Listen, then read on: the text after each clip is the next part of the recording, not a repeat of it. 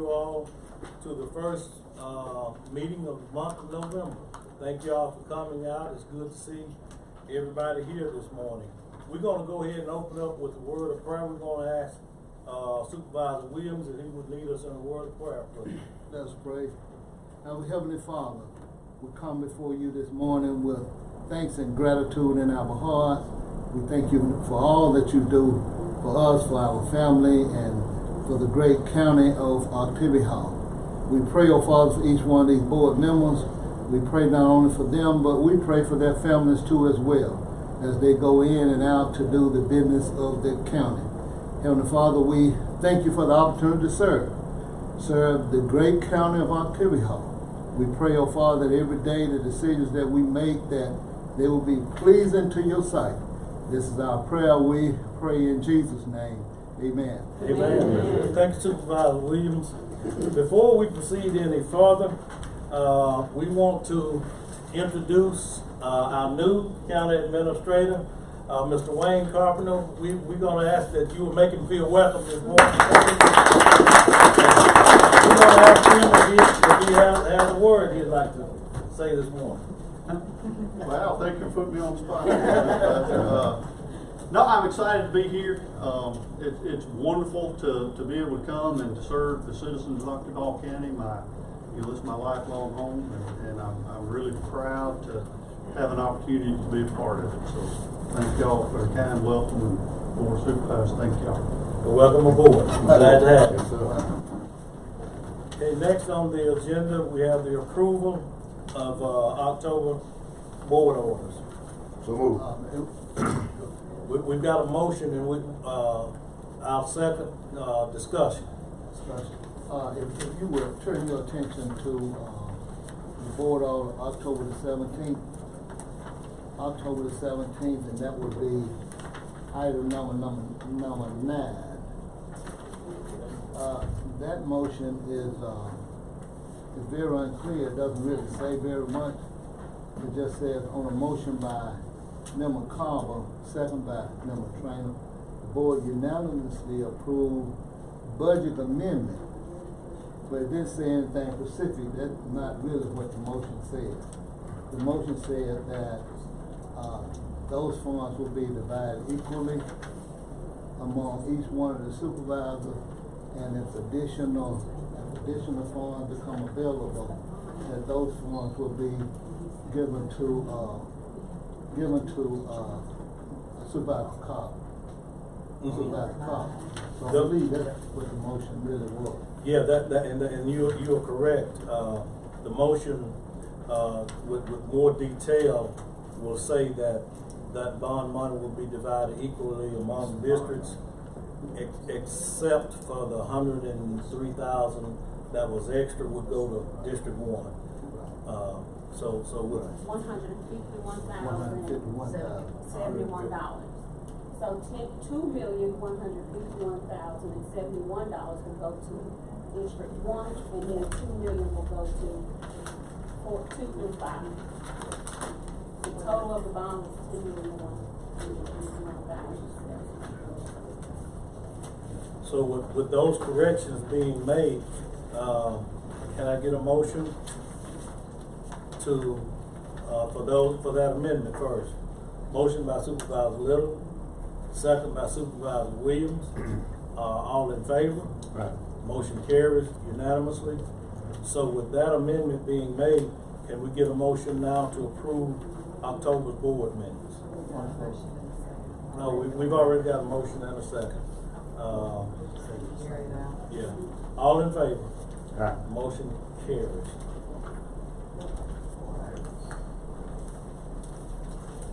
Okay, next on the agenda, we've got our citizens' comment period. This is a time that any member can come before the board and speak to the board for up to 3 minutes. So good morning, Mr. Turner. Good morning. Good morning. Good morning. Good morning to everyone. Let's be safe with the time like it is dark at 5 o'clock. But there are 2 citizen concerns. Supervisor training to kind of keep down the arguments. Can we did the expansion onto the hospital, it was for to draw doctors, right? We did the expansion. Right, I think it was that and just improvement of healthcare, I guess. Okay, all right, whatever. That'll take care of that. Sirs, we glad and we are concerned about the days to come, the days ahead. We very sensitive to things that is happening. The Nemo Center, it is complete, and the voter would like to be able to turn that back into a voting precinct. Also, let's be very careful for tomorrow. The white supremacists and everything gonna be going on, and let's be careful. Thank you, Mr. Turner, for those remarks. Make a motion to acknowledge Mr. Turner's presentation. It's been motion by Supervisor Trainer, second by Supervisor Williams, that we acknowledge Mr. Turner's comments. All in favor? Motion passes unanimously. We got any other citizens that? I can wait. Okay. Good morning. Good morning. How you all doing? Good. I came because I want. Would you state your name? My name is Brenda Kelly. Brenda Kelly. Yes, sir. Okay, Ms. Kelly. I'm here because I'm hoping that we can get some road paved in the on the Rock Hill Road, Clifford Lane, and also the completion of Kelly Road. Clifford Lane needs it bad because we have a lot of transportation and stuff, a whole lot of dust and stuff. We have a whole lot of sick peoples up in there, and we've been there about maybe 18 years if I'm not mistaken. So I'm hoping that by now, something can be done to get that road paved. And I'm also, like I said, on behalf of Kelly Road. Kelly Road was paved for about 1/4 of a mile, but it stopped there. And you got another probably mile to go basically to the end, and I know that nobody's living there, but taxes are being paid, because I'm one that's paying taxes there. And that's one of the longest roads that been in that community that have not been paid. So I'm hoping and praying that, we can get something done about those roads real soon. Real soon, I hope and pray. Okay, thank you. My State name your name. Mary Kelly. Mary Kelly. Right, also, and this is my mom, Mary Mary Kelly. Kelly. Okay. We're also here to kind of sort of piggyback ride on what my sister said about the roads, the dust, and things of that nature. What's your address? 385. 385 Clifford Lane. 385. As she said, we have a lot of sick people up in there dealing with terminal illness, and we really need something done about those roads. I mean, like she said, we have a lot of transportation, the buses, the garbage trucks, all that, and it's just accumulating into our homes, and we own CPAP machines and all that. So with that being said, we really need you guys to think long and hard in trying to get that taken care of very soon. As in, if so, 2025, we will appreciate it. Yes, I just want to elaborate on what she said about the dust and stuff, because if I'm sitting on the porch when I see the bus coming or the trash truck coming, I get something go inside. Because I know the dust is going to get to me because I have asthma and I have to use my pumps and stuff. And it just really makes me sick. It really does. It happens so I can hardly breathe sometimes. So that's what we came up here to talk about. Okay. Also, we have young kids, nieces and nephews and things of that nature. I have my brother, he's dealing with an illness. My sister, she's dealing with an illness. And like I say, a lot of us in there is dealing with illness, and we need something did about that dust. Thank you. Thank you so much for all your Thank you so comments. much. Okay. Motion to acknowledge comments. So moved. Been moved by Supervisor Trainer, second by Supervisor Carver, to acknowledge comments. All in favor? Aye. Motion passes unanimously. Good morning. Good morning. My name is Barbara Hill, and I'm also 152. I've been, complaining about it for a long time, and we got a rut. I don't know where it comes from. The rocks. We need some rocks also. but I'm trying to get to understand because I know it was put on the agenda on the 4-year plan. And with the garbage truck, the UPS truck coming by doing 100 miles an hour, 3 kids almost, well, 3 did get run over, and I've been processing this for a long time, and I'm trying to find out when is they gonna start on this road. They started on it, they messed up my yard and stuff, and then, also, for children that play, they got a sign, they've been in the ditch for a whole year. Nobody never put it back up. So I just wanna get some answer of when is they gonna do this road. It's 152 Clifford. Journey Lane. We'll probably get the sign done quicker than anything. So they finally came out there and opened the ditch up a little bit, cause all the rocks was, running in the ditch. There wasn't no rocks on the road.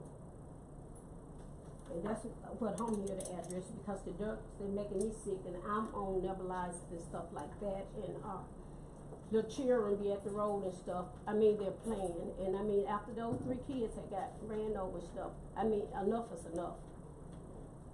You can't hardly see the garbage truck, I mean, the UPS truck. If you are coming up the road, you got to just wait and let the dust clear and stuff like that. You probably laying over in the bushes somewhere. Thank you. Thank you, Ms. Hill. Make a motion, we acknowledge your request. Motion by Supervisor Trainer, second by Supervisor Williams, that we acknowledge, the request and comments. All in favor? Motion passes unanimously. How are you? Good I'm morning. Phil Carter. I'm the director at the Starkville County Library System. And I'm not on the agenda because I last minute was able to move an appointment to even be able to be here. So I'm going to be very, very swift. We sent our 2025 fiscal year budget request in June. It was acknowledged receipt, but I think in the departure of Ms. Farmer and prior to Mr. Wayne being brought on as county administrator, it sort of got missed and never made it before y'all. And so I'm coming asking that we make an amendment to, if it's possible, for y'all to approve an increase in our library funding. Y'all did approve level funding for the library, which I greatly appreciate. I really, really appreciate the support. We're still fighting to get to the middle in the state of Mississippi for per capita funding. We've been doing it piece by piece since I've been here. I came in 2020. While we greatly appreciate the funding, a little more is needed. Just costs are going up. Staffing is still under state accreditation standards. We're still trying to get those positions up to where we can have not just get staff, but retain staff. Try to keep some turnover from happening. We're working very hard in the library system. This past year, we had almost 90,000 visits to the public library.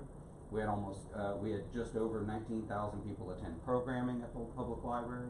We circulated, I'm still crunching these numbers because I've got to add our digital circulation as well, but we're over 100,000 items circulated this last year in the public library. And services up in all 3 branches of our system, not just in here in Starkville, but in Maven and Sturgis as well. And y'all's support is so greatly appreciated and needed. I did resend that back out to Supervisor Trainer and Supervisor Howard.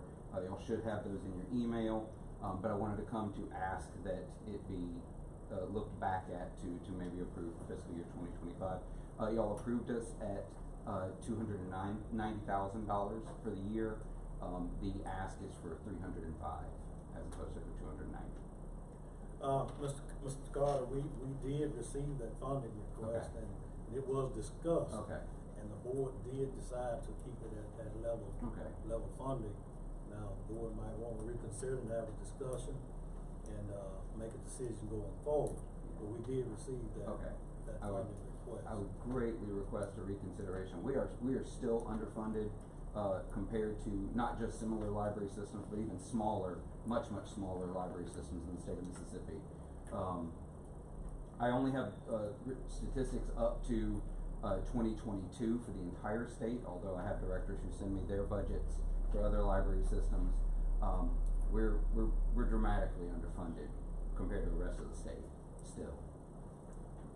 I believe We'll certainly take that under consideration. I believe we're 40th out of 50. Taking on that back. Okay. Motion by Supervisor Trainer, second by Supervisor Little, we take it under advisement. Awesome. All in favor? Right. The motion passes unanimously. Thank you so Thank much. you, Thank you, Mr. Judge. Carter. Thank you. All that you do. Good morning. Good Morning. My name is Teresa Rice. My address is 201 Clifford Lane. And as my sister, my mom was saying, I'm under illness, going through something. My daughter, she's on the CPAP. My grandson, he's also. And the dust just is outrageous. Like she was saying, we can't sit on the porch. When it come through, you can't even see down the road. It's so dusty, and all the dust just accumulating everywhere. I can't even keep my house dust one weekend for the next weekend because it's back dust again. So I just stopped dusting because it don't make no sense for me to dust and it don't come right back in. So we really do need something done about the road. Like I said, my brother going through sickness. My two of my family members in the house with me. My mom. It's just ridiculous how it is, and it shouldn't be like that.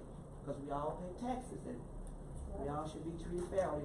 When some roads get railroad or payment or whatever, then the rest of them should be done the same. Because we all have to pay taxes. Because if you don't, y'all do something about that. So, Amen. we need something done about the roads. Thank you. Thank Thank you. Make a motion to take it on that back. Motion by Supervisor Trainer, second by Supervisor Little, that we take the comments on the advisement. All in favor? Motion passes unanimously. Is there anybody else that would like to come before the board? Yes, ma'am.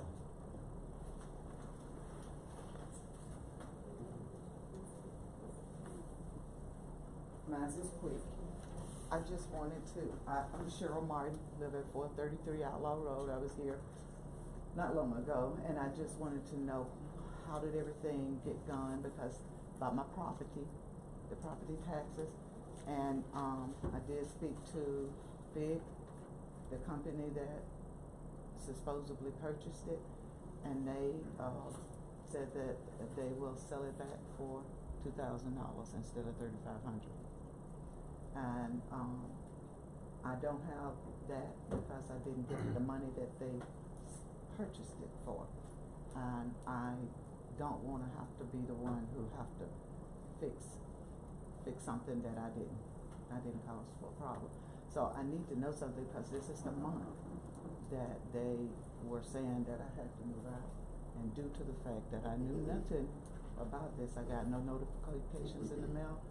I have I don't have to pay taxes anymore, and so I did pay my home taxes, my mobile home taxes when I was supposed to, but for as anything else, I was never notified about it. So I just wanted to make sure that we still all on the same page as it was when I came before, and we talked about that because I need to know. Yeah, our attorney was looking into that. He was the one. Right. Ms. Cheryl, is it okay for me to tell them that I found out? That is perfectly concern with me. Okay. What happened was that the reason this flushed out was what, 2002 or 20 something, right? 2020. When her mother passed away, this all came to a point. The problem we ran into, and the reason this has turned into kind of an issue, the land that she's living in was in her father's name. Her father passed away 2017. Yeah, 2017, a few years before the mother. During that time period, nothing got done. Well, when her mother passed away, the family came together to determine who gets what. Well, Ms. Martin was living in that location the entire time. And however, her father's name was on the land. Well, at that time, there was a homestead on the property at where the mother lived, and there was a homestead on the property where Ms. Martin lived. Well, when they passed, this, obviously at some point, this had to be flushed out. And during the time that, and neither of them paid taxes because it'd be their disability or age, and I think it was age for the two of them. When he passed away, you had a time period that technically could have been a problem in terms of it should have been notified at that point. It didn't. When the mother passed away and the Property got surveyed. Right, there was a survey, they split the property up, and then they were able to move forward with it. Well, what ended up happening was there was approximately, you can only get homestead during a certain period of time. Well, that was after that time period, so there was a taxes owed during that time. And whenever, I don't think she ever got notification of. I know, I any, never- whether it be taxes, previous taxes, the taxes that should have been owed then or whatever. But at that time, the taxes were sold, I think that originally they wanted like 35, 38, whatever that number was. 3,500. Right, it was a chunk of money. Well, when she and I talked, I realized that there technically is taxes owed during that time period.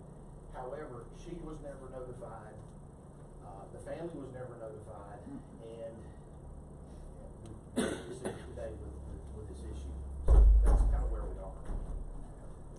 And there was two homestead exemptions on the mama and the daddy? No. It was never surveyed, it was all together. It was, when they surveyed it, it split it out, but technically, I And think I you don't paid even your. understand how that goes either. I pay my mobile home tax. Right. Yeah, mobile. But she the assumed she was property paying it. belonged to my Property tax. father, yeah. belongs to the- When they surveyed it, it split it. And the exemption went away when all of that happened. This is So still the the issue- mobile home tax. If, So there's still taxes that were owed on the property, but not on the mobile home. correct, she paid her mobile home taxes, but it was just taxes that were owed on. But nobody ever notified me because it, And she wasn't She never notified. got a tax bill when the That's right. property was split. that's right. I'm sure you would've paid it if you Of would've course. been notified. Yeah. If you've been notified, but there was a lack of communication. Because I did everything I was supposed to do to get it For exempt. the 21 When my mother taxes, died. right? Yes, sir. The 2021 taxes. 21, yes. So for the board, the erroneous tax sale, is it off the table or? Yes. You can't do an erroneous tax sale because it wasn't technically erroneous. It was just, when it was surveyed out and split apart, technically it was owed at that time. Now, if she had been able to, Been notified. I've been well, notified. even if she'd been notified, there still would have been taxes. However, if she could have been able to have responded at that time immediately, first of all, it would be $2,000 that she'd owed, but secondly, she could have, if it was within that time frame, she could have gone ahead and tried to get this, because she's under a disability, exemption, not an age exemption. She could have possibly been, and I don't know exactly the timing there, but she's. Well, when I did my homestead, that's when I should have been notified. It should have been a red flag That's somewhere. right. I should have been notified in 21, but nobody notified me. That's not my job. Whoever did that particular exemption should have notified me that there was something. Did they put the land in your name? Yes, yes. Everything is set up with me and all of my information is there saying that I'm exempt. And I even call every year just to make sure nothing like this would happen. And so, of course, it happened. So now, all of a sudden, it then fell where, everybody wants me to pay this that I never was notified about. Something that I don't have a clue that, it was at 461. Now, I'm gonna tell you, Fig Investment said to me last week, when I told him about this, and when he decided to reduce it, he says, Miss Martin, did you go sit before a board? I said, he says, they should have taken care of that. He says, they could call that back. He used the word, and I can't remember. It wasn't washed out, but it was something similar to that should have been washed out.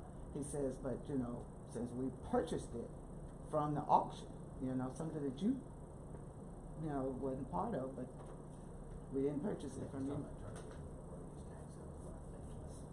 can't do an erroneous tax sale. What are the other options? I mean, is there a way to? Well, she never got notified from the tax assessor's office.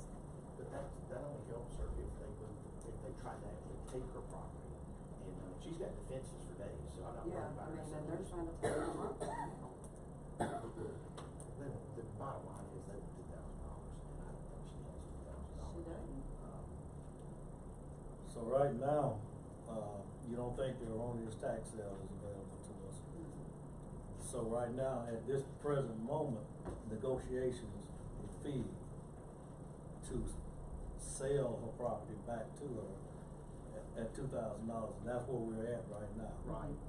Well, here's the problem, that, no offense, Ms. Martin, but if she doesn't have $2,000, or she doesn't have $1,000, or she doesn't have $500, doesn't matter until we figure out, I mean, she's in a situation where she can't afford to pay it. So I don't know what options we have, I guess is the best way to say it. Because if you can't do it at Roland's tax sale, whenever technically it would have been owed, it was owed, but it was not ever, she was never notified. The family was never notified.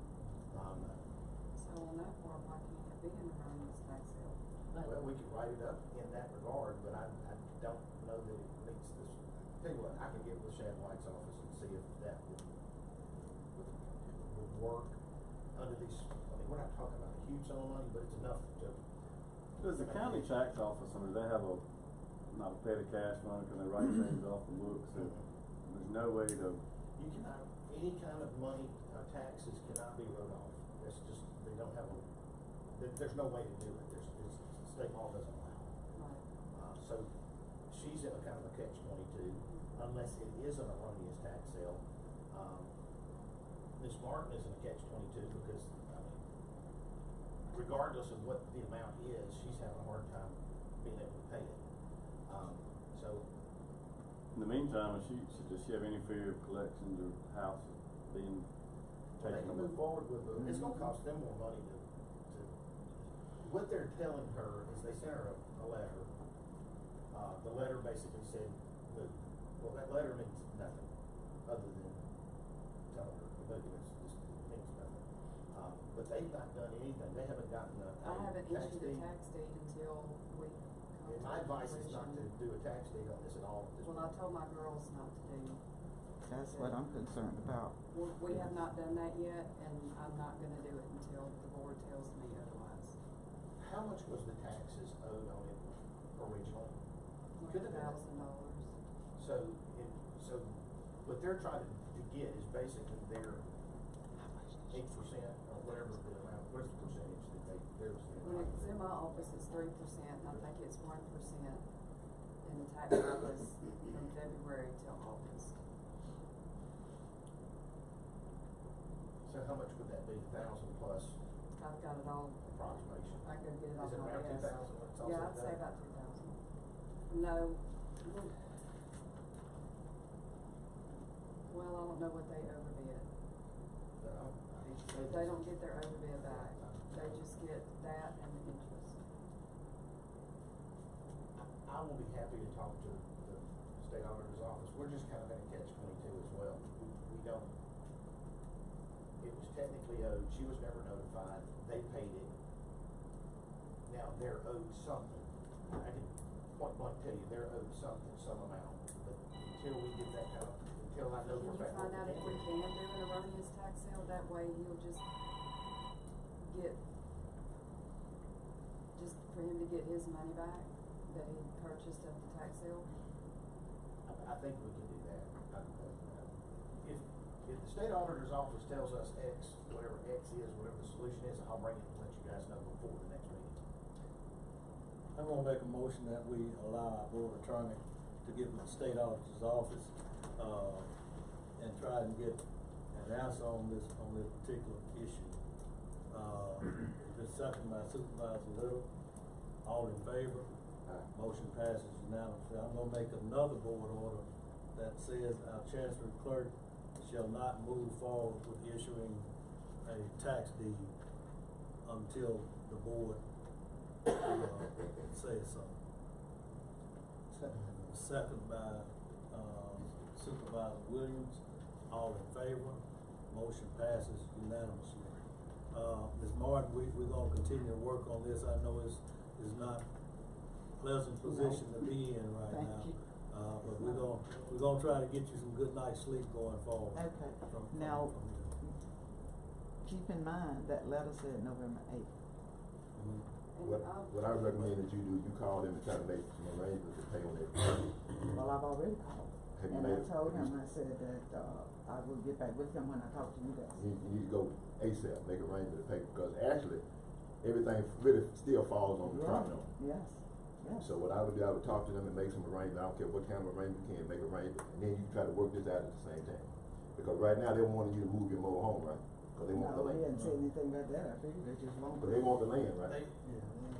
They're trying to scare her. I know, but they want the land, so it's gonna cost us a whole lot more to move that mobile home off the land. Yes, sir, to your point, I agree. So I would call and make arrangements with them and get them situated until you get all this resolved.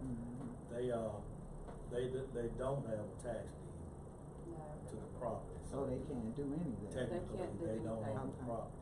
That's right? what I. So, but my supervisor trainer said, try to be in communication with I the will. police. I told him I would, and he was being really kind to And me, if so they'll it was accept not a a bad tax thing. payment, go ahead and make some arrangements, That's that what I way was it'll gonna draw it ask. out. And then I talk to you guys to tell y'all what the arrangements are, you can and call then me. You got my be able, okay, all right, okay.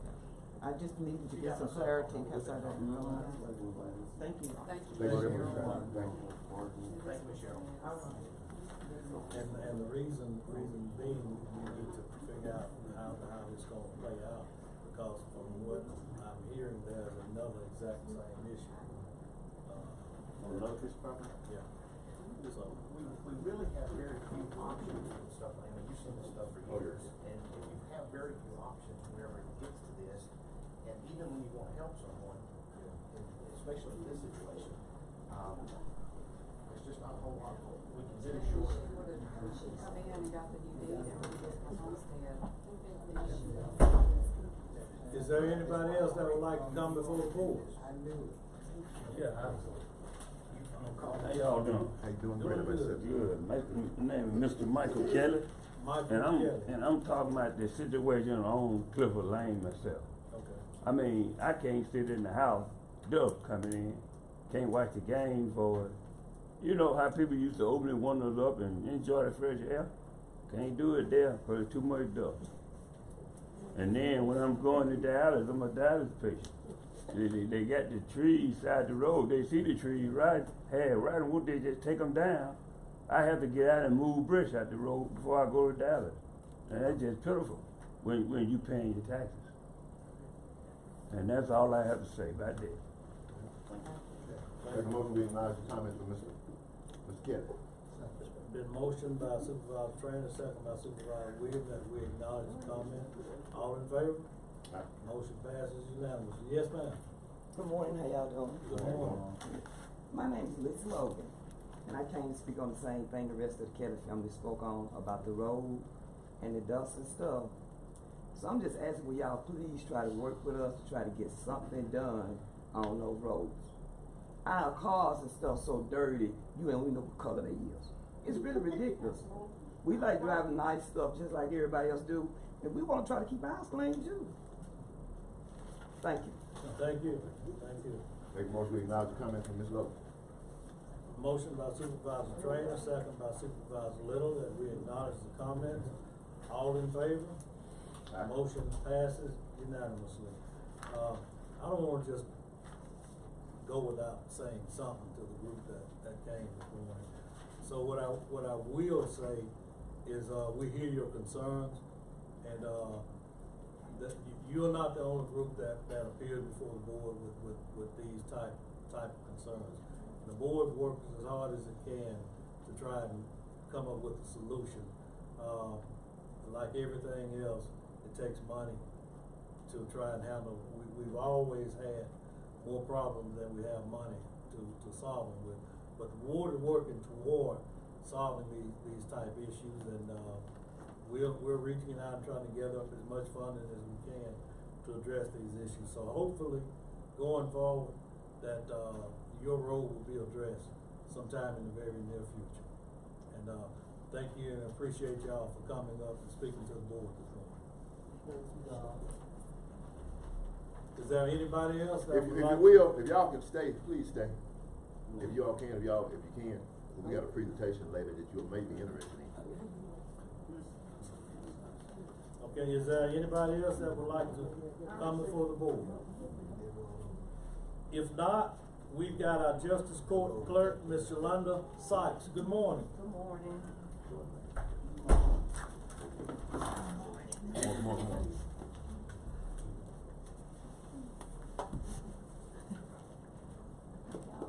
I made copies for everyone about this issue. All right.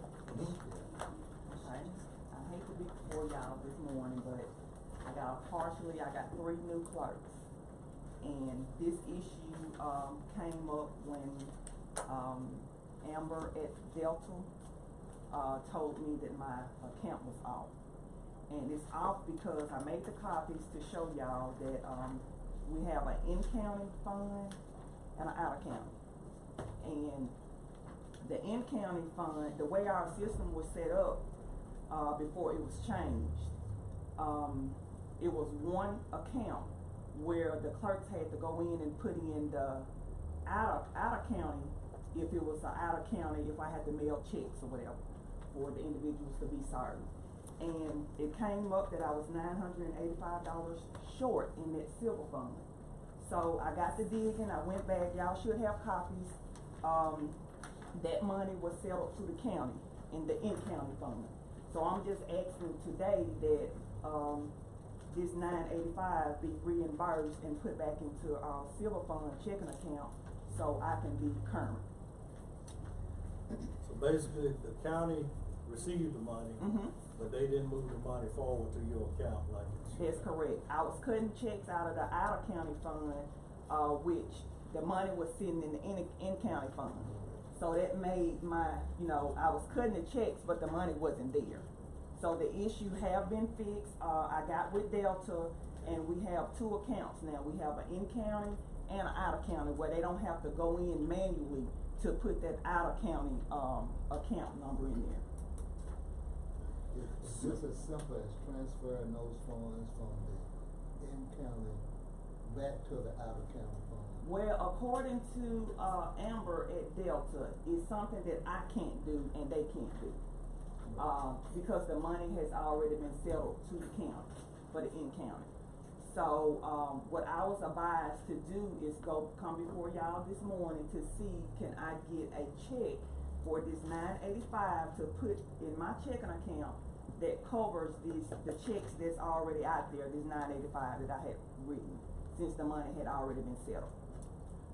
So, just so that for that camera over there as well as us. Money was collected, put in the wrong account. We're asking for the money to be taken out of the wrong account that had been given to the county in the county funds. You're merely asking for that money to be returned and put back in the right account. Yes, that's correct. No, there is no issue with additional expenses. No. This is nothing more than a transfer that went into the county regular fund account that needs to be removed and put back in the correct account. Correct. So is the action the board needs to take is authorize the tax office to move? The board, we just have to refund refund Justice Court $985. She settled it to the county and also it was settled out of county. So it's a duplicate payment. We should not have received it. We did receive those funds. I received those in, so we just need to refund Justice Court. I'm gonna make a motion for that in a second, but I wanna say first of all, when I read that packet the first and second time, I think you and I talked about it. I appreciate your level of professionalism in turning that in. It makes us as elected officials feel much better when you do the proper, not just doing the proper thing, but you did it correctly in documentation. And but anyway, I actually didn't bring. I put that. I didn't need to bring that because I didn't have to see an issue with it at all. But I'm gonna move approval. Thanks. Motion by Supervisor Carver, second by Supervisor Trainer, that the county reimburse the Justice Court for the amount due. All in favor? Aye. Motion passes unanimously. And thank Again, y'all. thank you so much. I hate to be before y'all, but when there's a problem or whatever, I love for y'all to be aware of it, and it has been corrected. Well, like Supervisor Carver said, it's settling to the board to know that we've got people that's on top of things like that. So we Thank appreciate y'all. it. Thank y'all. I appreciate it. Those your keys. Okay, next on the agenda, we've got Hubin International, our health insurance. Would you come forward, please? Introduce yourselves to the board. I'm Brett St. Cyr. I'm with Hub International. Good to see some new faces here since the last time we were here last year. And this is Pamela King, winners. Still forget that extra, we call it PK, so it throws me off still with that extra W right there. And then this is Connor Lewis. Connor is your account manager. Do you have extra? Very nice to meet y'all.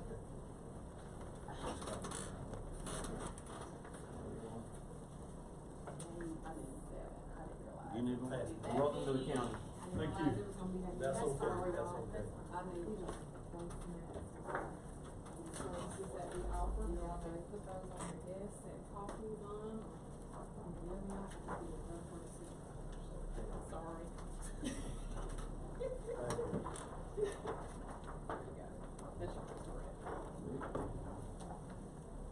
I'm gonna use a different one just so I can, go over it a little bit. If y'all don't mind, I'll take a seat.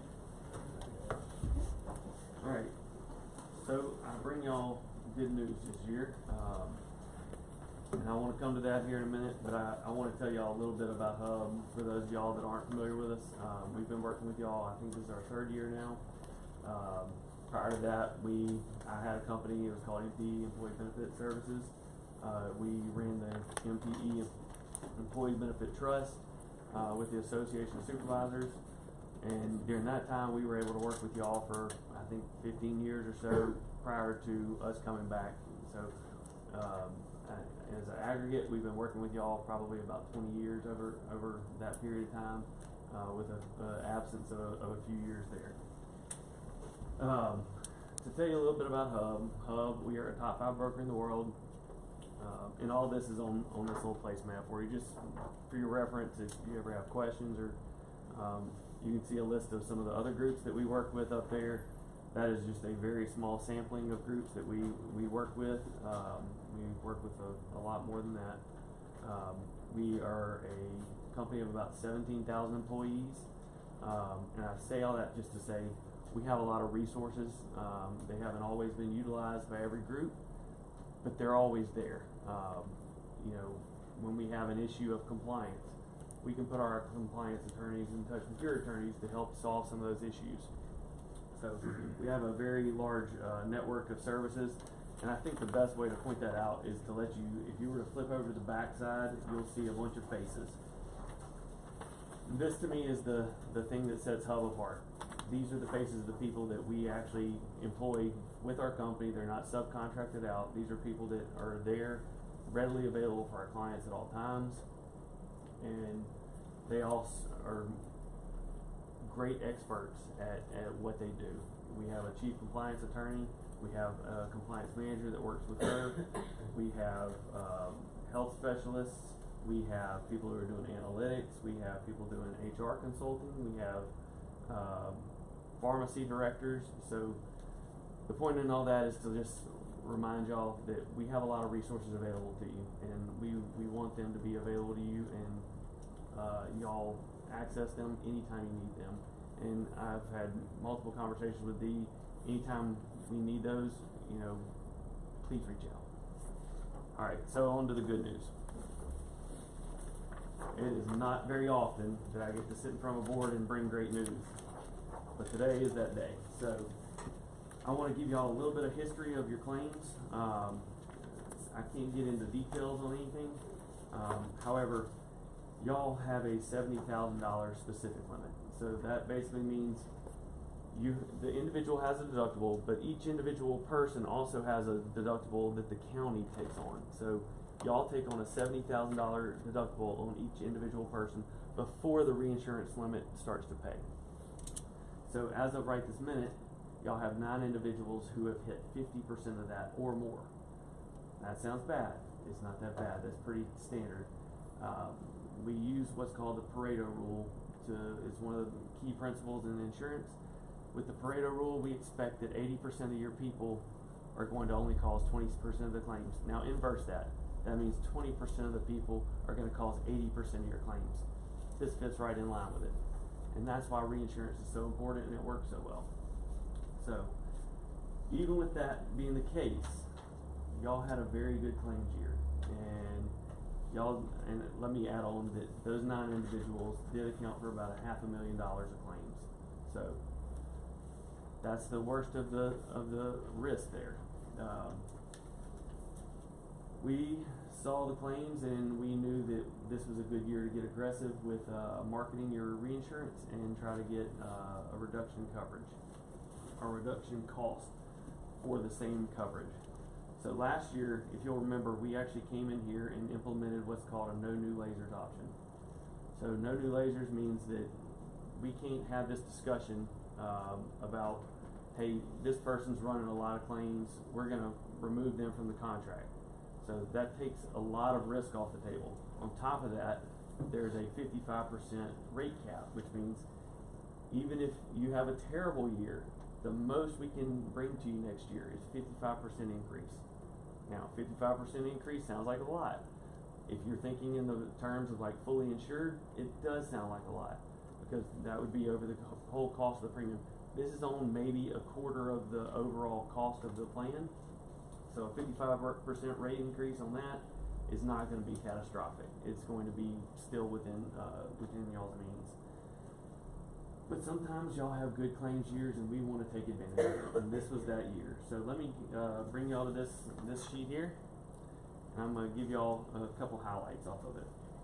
All right. So if you look in the yellow here, that's what your current plan is, and like I said, it's a 55% rate capped with a no new laser contract. That's what all those little things up there mean with Reunion Healthcare. We went to them and did our underwriting, and they came back and said, hey, we're going to be somewhat kind of flat, but we'll see what we can do. So we went to the market and saw what everybody else could do. So if you'll look at option 2 there, another carrier came in and offered us a deal at $502,000. I'm sorry. Yes, at $502,000, whereas y'all are currently paying $610. So if you'll look under line item 7 there, that estimated annual specific premium, this past year y'all spent $610,000 for that specific stop loss. This new one is same coverage, but it's the same coverage. less. It's $100,000 less, correct? So when we saw that, we started asking questions. They say that this is firm, but however, they do reserve the right to add lasers first year on that. So we went back to the current carrier and said, what can y'all do? And they came back and said, we can do it for $519,000. Now that is $17,000 more than the alternative carrier. However, anytime you go through changing carriers, there is disruption. And the biggest difference on these two is, and this is the second column you'll see here, the biggest difference you're going to see is that this one is finalized. It is finalized. There is no potential of lasers because y'all were already in that no new laser Your contract. first year they can raise it. But you're saying changing carriers is more volatile than just staying with the same person that's going to drop 15% of the cost? Yeah, so the biggest question I have with changing carriers is that opportunity for them to put a laser. Now, I only see one that they might would put a laser, but if they put any lasers, it's going to offset that $15,000 savings. So, in my professional opinion, I would suggest that you remain with the current carrier, take a nearly $100,000 savings, and keep rocking on doing what you're doing. Blue Cross has done very well for y'all. Or Union versus So, and I will say that is definitely playing into my thought process there. I've been dealing with Reunion Healthcare by 3 different names for at least 35 years. They are based in Mississippi. I can go, wrap my hands around their necks if I need to, choke them a little bit and get them to act right. That certainly plays into my thought process, is to have somebody physically that now, all these other companies that are listed on here, they come in our office 2, 3, 4 times a year. So we have great relationships with them, and they wouldn't be on here if I didn't think they were exceptional companies. However, when I need to call and say, no, you're going to pay the claim, Reunion Healthcare pays the claim. I have that kind of rapport with them, and they have that much trust with me that they generally are going to do right every time. And that really matters when you're buying insurance, because all you're buying is a contract saying, we will pay when you ask us to pay, and we owe. So that is my suggestion on that. Why did the annual administration, line item 13, annual administration costs went up just $1,000? The $1, it went up $1. No, I'm talking from the 138 to the 146.16. Oh, so it went up $1 per employee per month. So that's what PEPM means. And so Blue Cross just notified us that they would be increasing their administrative costs. There's not a thing we can say or do about it.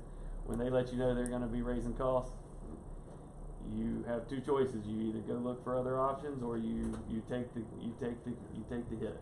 I think in the world with insurance rates, everything I've heard been going up, and if that's what the board, you need a motion today. What I would like is if y'all would make a motion to accept Reunion Healthcare in this updated contract, and we will provide y'all with an application to be signed and move forward with that reduced cost to y'all. So move.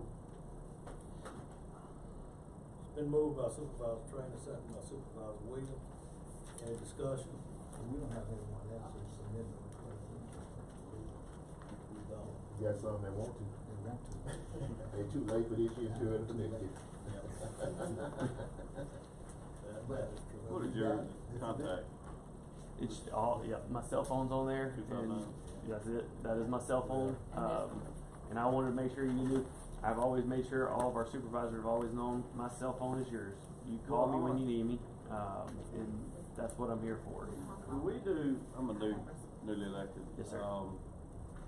Was with the city, I mean, do y'all do open enrollment, you come in at a certain time of the year, or employee engagement to know the benefits that they have? I mean, I don't know, so, what's the best way for somebody that gets hired, or how do y'all do that engagement? So we did the open enrollment, what was that, October 22nd, I believe, through 24th.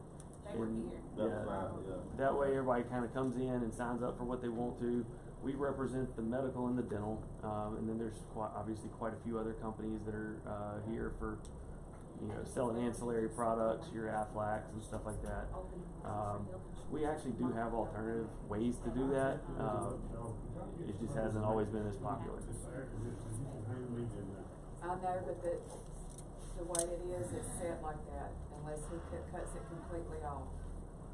How does out-of-pocket expense work? So there's two different terms there, and I don't want to get like too in depth here. So out of pocket, well, there's three. Let's start with deductible. Deductible you have to meet before the plan pays anything. Y'all's is $525 if I remember correctly. So once you hit that, then it starts paying. Now the exception to that is obviously if you're getting wellness benefits. If you're getting wellness benefits, they're paid at 100%. Just like, you go get your teeth cleaned, you don't pay to get your teeth cleaned, you pay when you have a major issue. So you have wellness benefits built in, that's your healthy you.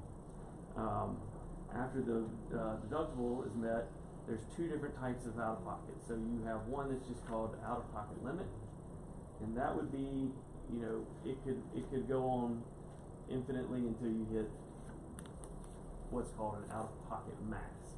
So max out-of-pocket truly means once you've hit it, you pay nothing else. That would be no more co-pays on your drugs, no more deductibles, no more or co-insurance. Everything is met, and you are done for the year. So that's it's often abbreviated as the MOOP, maximum out-of-pocket. Out-of-pocket limit means you could continue to be paying co-pays in addition to it. So they're two very different terms. Do you remember which design it was? Grandfather. So they have out-of-pocket. So y'all have limit. out-of-pocket limits. So they will continue So to you pay will continue to pay that copay on the drugs and stuff like that. So.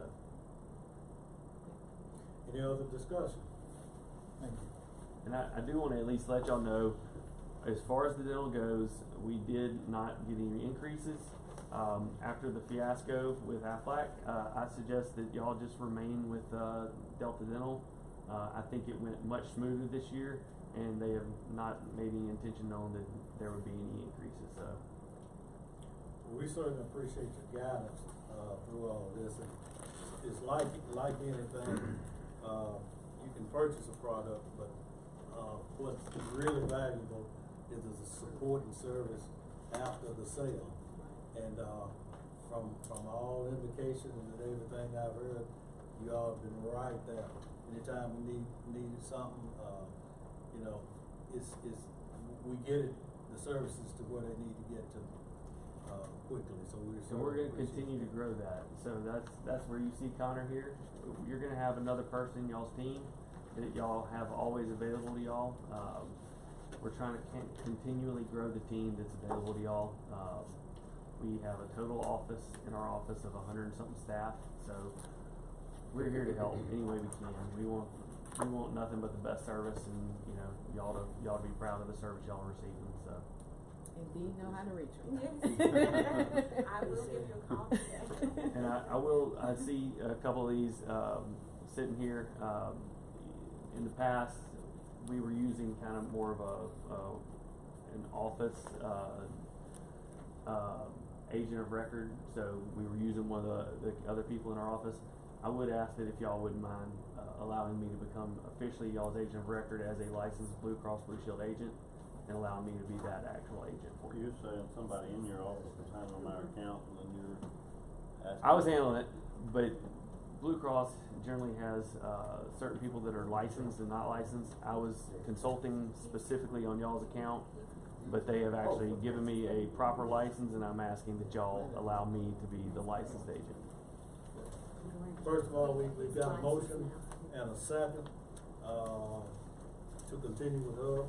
All in favor? Aye. Motion carries unanimously.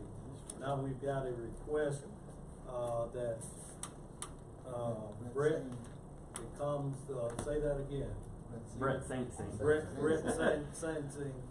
I don't care what you call me. I'm being called the worst you can imagine. So, but you're requesting to become the agent of record for Blue Cross Blue Shield, Mississippi. Okay. Second.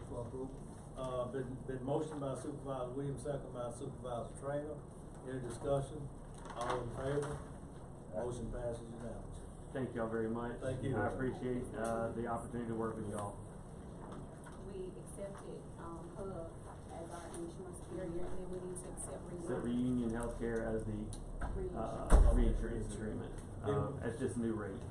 Motion by Supervisor Trainer, second by Supervisor Williams, to accept Reunion as a reinsurer at the new rate. Any discussion? All in favor? Motion passes unanimously. Thank y'all so much. Thank you very much. Thank you. And did I send you the copy of the application, or We have them. You have the copy of the Yes. application? Okay. Perfect. Thank y'all All so right, very thank much. y'all. Thank y'all for Thank everything. y'all. Thank y'all. Thank you very much. Next on the agenda, we've got Inversol Technology. You might need this. Eugene Brazili, is that correct? Okay. Good I like morning. it. It's nice to meet you all in person. I know we had a few Zoom calls. I'm gonna talk about connected to the screen. What you have to do is put your computer Over there? Yeah.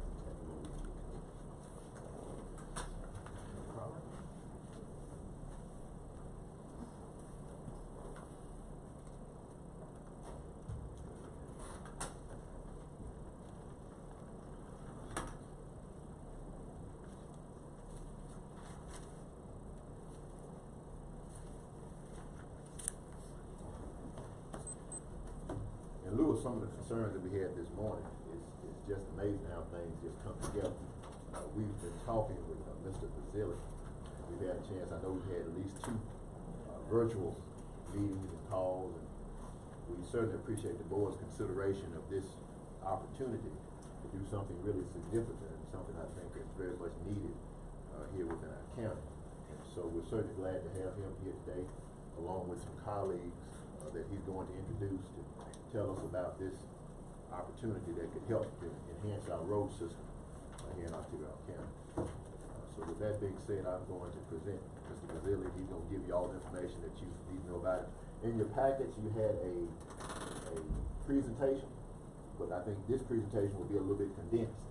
Yeah, for the sake of in the time. interest of time, I'll do something a little quicker here. Do I have to stand here? You have to stand there. Or either. Yeah, I'm happy to help. Get the light. You wanna? You want me to click you through it? Mary's gonna do it, perfect. Thanks, Mary.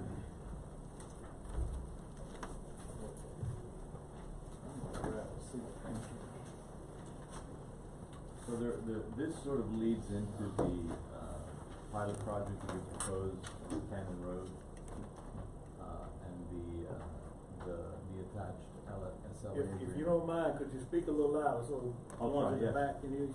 Yeah, we had initially discussed with the board a pilot project for Cannon Road to test the technology to prove the concept here in your county.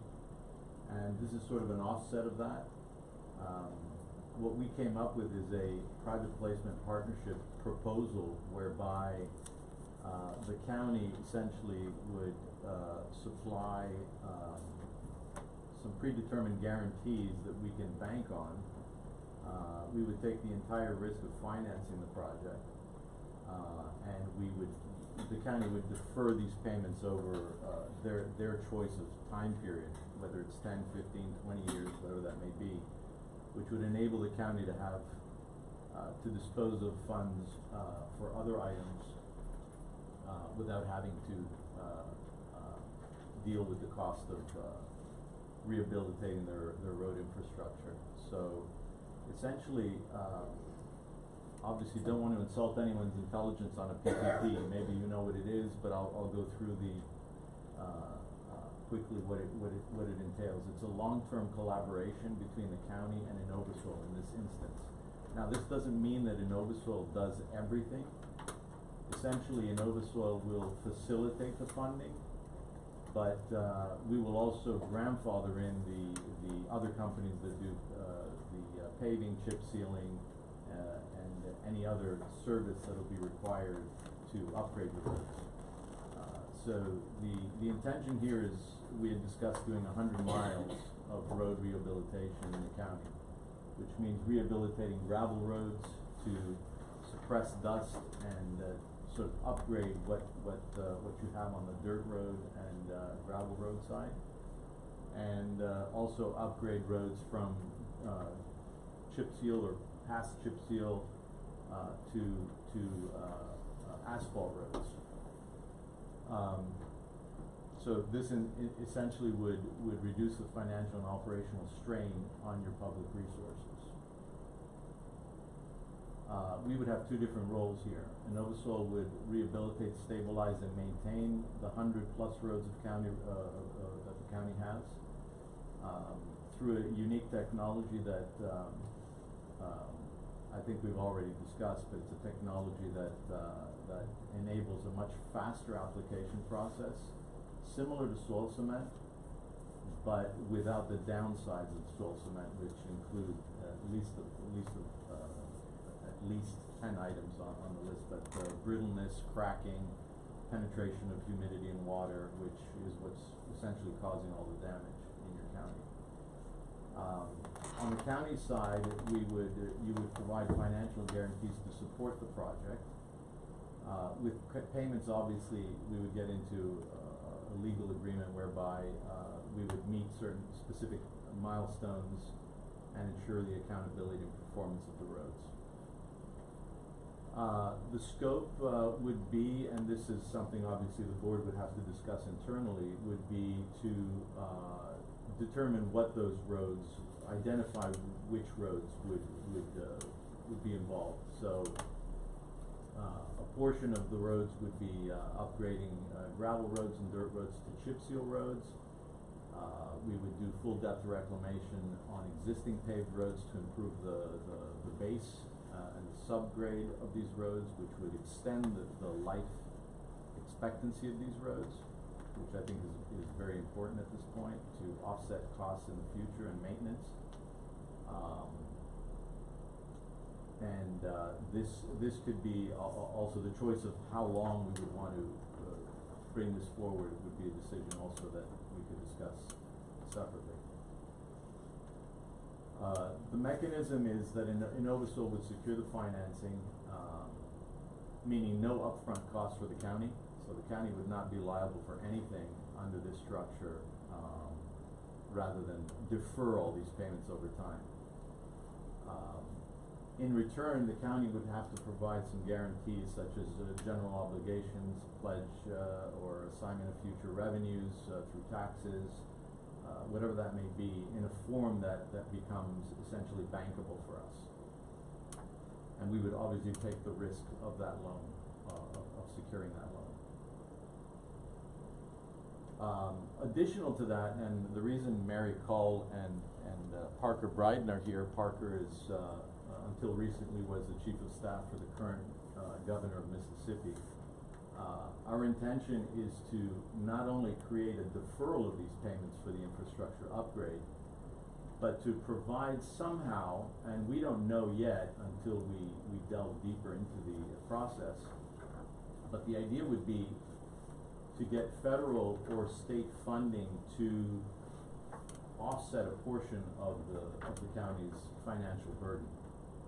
So whether that's 10%, 30%, 50% or more, we don't know yet, but it's something that we're going to be working on for you to make this a very cost-effective alternative for the county. The benefits are many. Cost savings as far as spreading out payments over 10 years or longer, lowering your upfront financial impact, reducing your maintenance costs, and have Novusville cover road upkeep for the entire period of the transaction. Novusville assumes risk related to delays, cost overruns, performance standards, with payments linked to specific and measurable milestones. So we don't get paid if all the boxes aren't checked. Obviously enhancing the infrastructure for you, better roads will improve safety, economic activity, and overall community quality of life, which, as from what I've heard here today, it seems there are some issues. Obviously, everything we do is environmentally friendly. Everything now is really focused, especially at government level. It is important that we provide an environmentally sustainable solution for you, and everything we do is this technology is entirely eco-friendly. So there will be no leaching in the ground. If anything, actually, we capture pollution, any pollution that's already existing into the layer of the compacted final work. The project would create local jobs, obviously. Sorry, could you go back one? Sorry. I think this is important. All of this creates byproducts within the community, and not least of which it increases property value, improves safety, creates jobs, and helps the local economy for sure.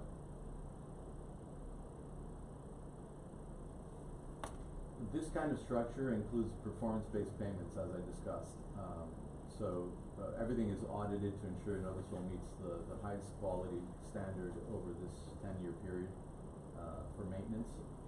And obviously the county retains oversight for the entire project.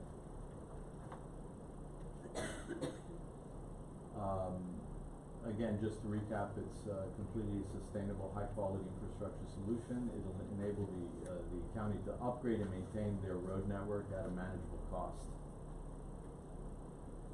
So the next steps are to execute the service level agreement, plan the execution of the pilot project on Cannon Road, and what we'd like to propose in order for us to move forward with getting quotes and sort of structuring the framework for the PPP would be to get a non-binding letter of intent from the board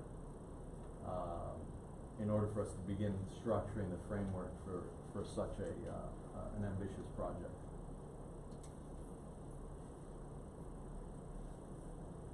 Thanks for the attention, and we're obviously here to take your questions. So we haven't finished the road that y'all are doing yet? No, we're still in the planning phase. This is over and above what we're going to do with Cannon Road. I think there's been some samples and some things that said, but we're trying to identify, the board gave us authorization to move forward. We got to identify the contractors and those that can provide the services as far as doing the road, so the road department won't have to take on this responsibility. And so after this project, we're looking at doing a larger project, and we have a team in place that can help us to secure the funding. but we need a commitment or a letter of intent from the board so they can move forward with construction and putting all this together. And so we're looking at this as being something that would be extremely unique, but there's a lot of opportunity out there based upon the resources they can bring to the table to help us put together this unique finances. And of course, where did Rob go? Oh, yeah. Well, and of course, being connected with state government and other things on the federal level, they just bring a different dynamic to this situation that could really be something very special for our County. Of course, we see the need. And so what we've been trying to do, we've been trying to come up with some outside of the box type approaches to try to address some of these needs.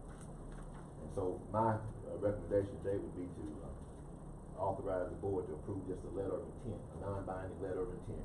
Rob and Mr. and Oversaw will get together and draft this and bring it back to the board for the board's blessing and look at moving forward on actually two projects. Cannon Road project, we've already got the service level agreement for that, so we're working with that. What we're trying to do is just make sure we can determine, I think there's some more samples that need to happen on that. And then we're trying to identify some contracts that can help us to do that. So we've been working on that. And so at this point, let me ask you, because from what I thought I heard you say just then was we wouldn't need to enter into this contract. No, it would be non-binding.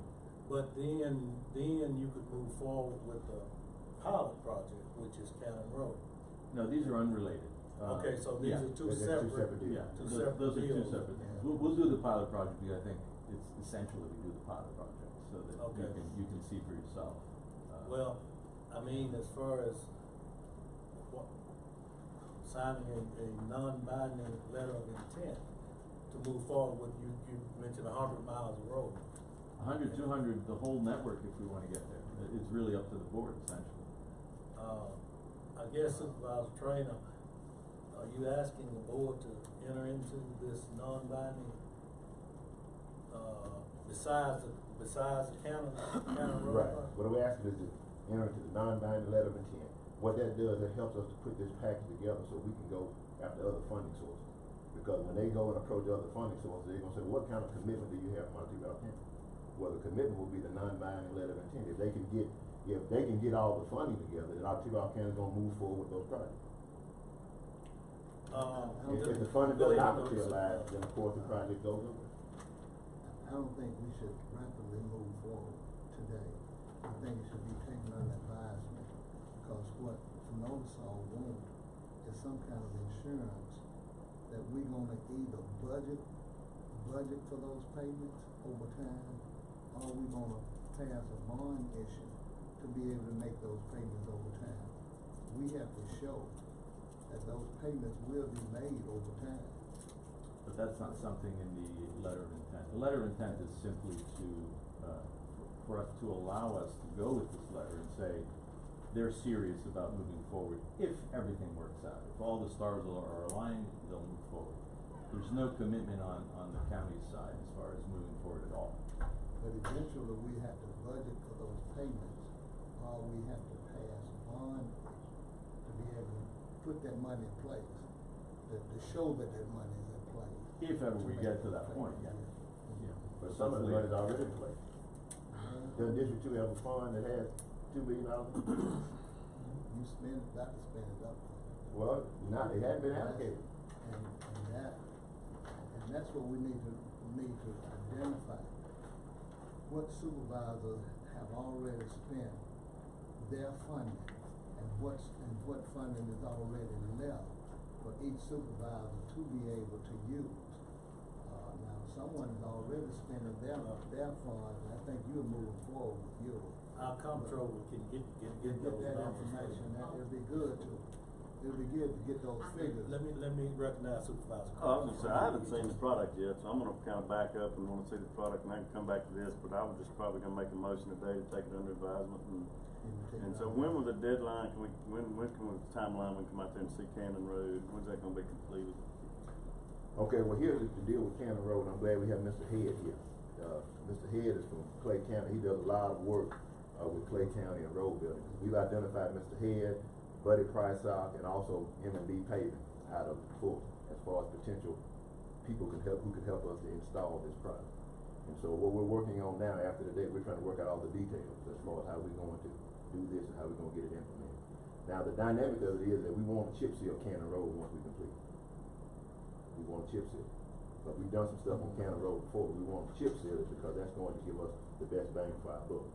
And of course, I know Mr. Head does the road building, but I think that only somebody that actually does the chip sealing contract is going to be M&D Paving. So we're trying to work out all the details with all this thing that's going on. Yeah. But we're looking at possibly 3 different contractors. But once this thing moves forward, then there'll be enough work for whomever that wants to utilize this product and utilize this method. Will that come out of our 4-year road plan money? Well, right now it's going to come out of some of that additional extra money that's over and above 4-year road plan. I think my 4-year road plan money's been allocated. Mine too. So it would have to come out of the additional money that's in the bond fund. Supervisor, let me understand the process. First of all, Ingersoll, you have a product that there has to be certain criteria to use your product, which means one, a contractor has to come in, set up the road and get it ready. Then you will send your product and an engineer down here to oversee the application of your product on the established road. That's great. Then after that, from what you say, you want a chip seal, which means another contractor then will come in and chip seal this road. So we're talking about 3 different processes here to do this. And my question is, you're asking us for a letter of intent up front. Why can't you go and prepare and come back to us and present with numbers and everything for us to look at prior to? Then we can determine whether, I mean, a letter of intent up front. I kind of want to set the project. Yeah, this has nothing to do with Cannon Road. Cannon Road is going to move forward. We're just looking at the bigger project. I guess I was trying, I guess what I was trying to say was, I wanted to see what Cannon Road looked like and how it, you know, how it did. Well, it's important to emphasize that I don't know if any of you did I speak to Miss Little? We spoke, right? Were you able to get a hold of the DOT, the Department of Transportation in Iowa? I called and left messages and they were well, I know call, but nobody's gotten back to me. Well, maybe I'll have them call you, but I just want to emphasize this is not a new product, it's not a new technology. We work with DOTs. We're actually engaged now with the Tennessee DOT. We're going to be doing work in Haywood County for the DOT over there. So this is a proven concept. It's not the reason we're calling it a pilot project here is for the benefit of your community to see it. But it's a proven technology already. So. Yeah, because if they could send us something or where they have the roads and stuff and how long it's done, you know, up there, because that's what I was asking for. Yeah, I don't. Let us know what they've done. I have. There's typically difficulty getting a hold of the people at the DOT, but I'll make sure that they call you if that's okay with you. Yeah, I mean, or send us the information so the whole board has it where, you know, they like it, it's doing good, they're buying it. Oh, yeah, absolutely. So, Go ahead, Supervisor. So my suggestion would be is move forward with the Cannon Road project, take it on advisement, take everything on advisement, and then come back and go from there. Now, Rob, you just Non-binding contract. The non-binding contract and the PPP, I don't know if you're probably familiar with all that stuff. But the board will just take it on advisement, and then let us work together, putting all this together, and we'll come back to the table.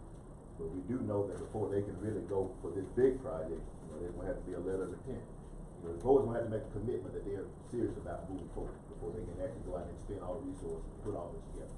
Well, we know they touch on having have you have to touch base with MDOT and have a conversation with them? No, not yet. Actually, I wanted to leave the floor to Parker because a lot of the funding issues and the reason for the letter of intent is really for the public funding to approach them with a letter saying, look, the county's interested. It doesn't mean that they're going to do it, but they're interested. So let's continue the conversation. Maybe Parker, you can.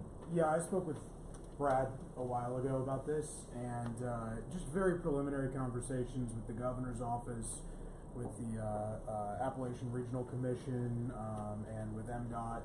and they're all interested in seeing what's happening here. You know, as much as they like and trust folks from other states, you know, there's something about it getting done in Mississippi that just makes it feel more real to Mississippi.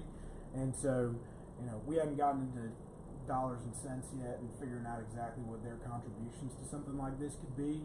You know, you would have a lot of experience with this, but my instinct is that, you know, they're a lot more likely to follow and lead on innovative solutions to these kinds of things.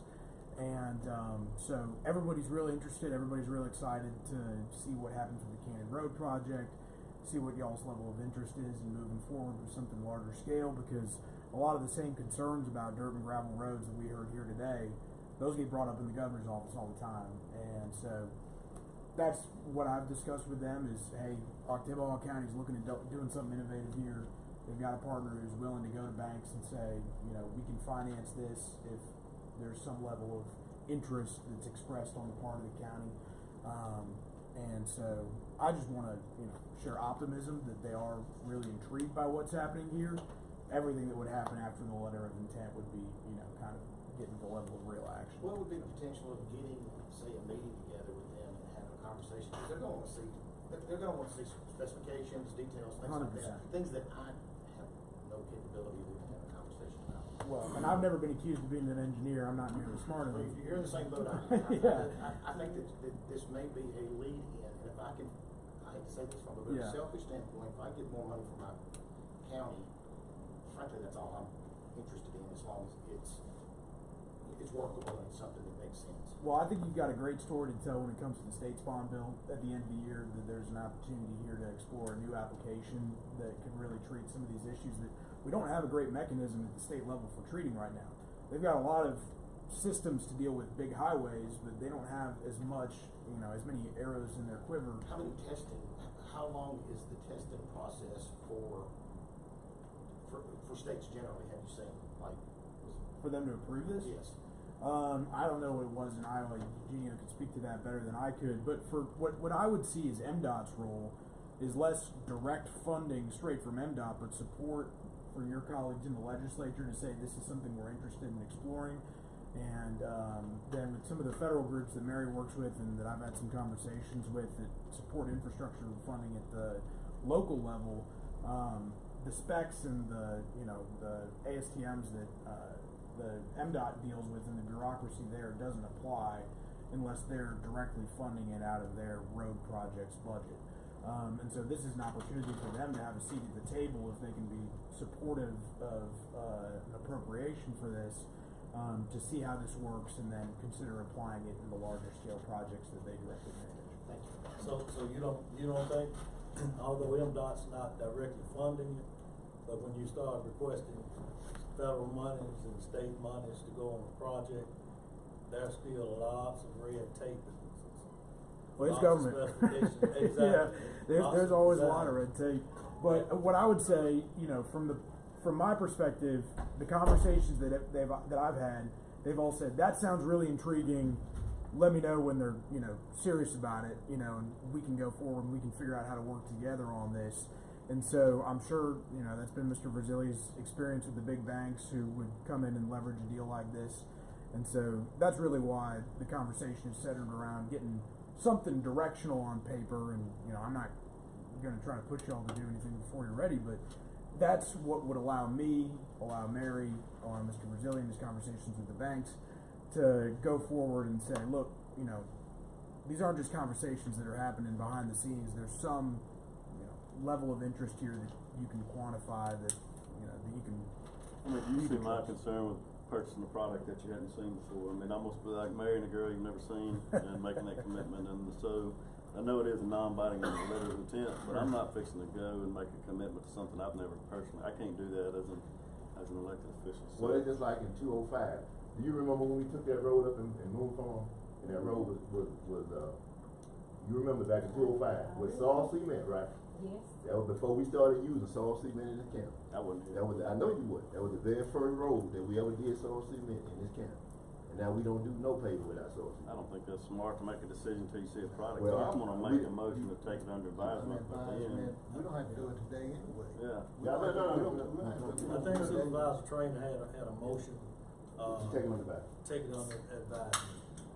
What's so the that's- timeline on Cannon Road? That's what I was asking earlier, like, when can we go out and look at it? You thinking spring? Okay. Well, let's carry this. It's been motion by Supervisor Train and second by Supervisor Little to take this, presentation under advisement. All in favor? Motion passes unanimously. We'll work on everything we can. So we've already got the contract in place for Cannon Road, Right. so we certainly appreciate y'all coming. No, thank you for your time, It's an Alden. interesting, Yeah. presentation, and, hopefully we'll get a little bit more clarification Absolutely. going down the road. Thank you. Thank you all so Appreciate it. much. Thank you, sir. Thank you. Appreciate I want to acknowledge our Senator Bart Williams, just came in. I don't know, did you want to come up and speak to the board, or? I just had a few minutes, I just thought I'd come by and say hey to our new county administrator for one. Good team, I know that fellow from a few things in the past, you got a good one over there, that's for sure. But We certainly y'all don't mind, do. I'm just gonna hang out a little while, and soak up the smart people. Well, thank you so much for coming. Yes, thank you. Thank you.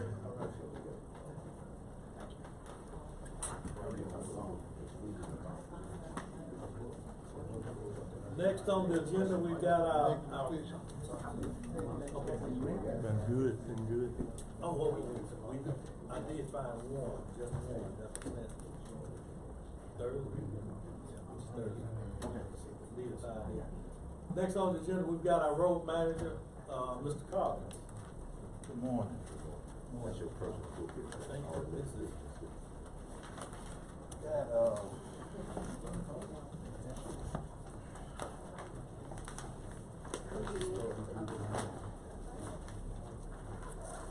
Morning, Mr. Collins, how you doing? Morning. All right, got a few things here. First thing we got, is monthly road manager report. I think that was in your package. Make a motion, we approve the road manager report. It's been moved by Supervisor Trainer, Move, take. second by Supervisor Carver. Any discussion on road manager report? Yeah, thank you. The one on debris and upgrade or drainage, that's what the superintendent, we're not doing much grubbing now. Not at the moment. We're getting ready to move back into grub. Okay, and that's the group that's gonna be doing the grubbing, Yeah. debris and upgrade drainage. I would like to, and I had Kenneth Road on my 4-year road plan as being grubbed, so if you could look at that. Yeah, basically, all we need to do on that is basically we gotta get some sign before we can start crossing over fences. We gotta get some easement sign on that, so we need to kind of work on getting that. I'll work with you on that. Okay. Cause them are one person up on that. Okay. You gotta get signatures on it. Yeah. We need to get something drawn, get Clyde to draw up us a contract and get a signature on it. That's pretty much it. First thing on my list is I'm sorry. Oh, okay, yeah. All in favor? Motion passes unanimously. All right. I got so much to, y'all gonna have to stop me a couple of times. Next thing, yep, I think you should have a copy of a 4-year road plan. And what we need to get that revised. A lot of roads on my 4-year road plan has already been done. Yeah, that's what I'm saying, we need to get it revised, because we had some, District 1 and District 4 didn't have anything in that. So, Everything didn't. yeah, so we need to get that revised to add to the 4-year road plan that wasn't there and what needs to come out. Oh, so this is what needs to be adjusted, this is not the recommendation. That is the recommendation right there. And We got 14 roads in District 1. that And you needs to be said, added, yeah. what was the other district? And District 4. Move approval. Yeah. With the, you got some With the tractors on exception. your road. Yeah. With the exception of the. Well, some those of the, will come off at, we're gonna we let it usually ride and we'll take those off in initiative, but some of them we have done. And, basically what we wanna do is add in what wasn't on that first. Very short road, I'd like to add Sun Road to the approval road. Motion, that's my motion, to add Sun Road to District 5 4-year road plus. Very short road. You get a list of them? Sun You get a Road. list of them? Sun Road. It's Sun Road. Sun Road, add Sun Road to the 4-year road. That's just very short. That's Yeah, Sun that's- Creek that's out Sun there. Creek. That's Sun Creek out there. Move approval. Question. Okay. Supervisor Williams' motion to add Sun Road to his 4-year road plan. Did we get a second? Second by Supervisor Carver. Any discussion? I guess I do want to ask a question. We've got a list of projects here. Do you have any numbers associated with these? The cost? Yeah, the No, cost we don't. estimates. We're I not. mean, so what's your plan? As we move through these projects, are you gonna keep up with the amount Yes. of funding? and Yes. What's left? Yes, that's the way and it's gonna be better that way, because I don't wanna put a number out there and then we exceed that number, or we can't fall under that number. So what we're doing is, we are gonna, as we do those numbers, we keep up with all that. And that will be taken away from your funding. If you're doing it with, your regular 4-year money or the additional money that you have. And that's gonna be the best way to do that. And you have to be in communication with control, I guess, Yes. to find out how much is left that our county administrator, I'm sorry, Scott, the county administrator. To find out what we got. County administrator. And that's good, too, you know Yes, sir. upfront, you know upfront what we got to work with and how much is being used.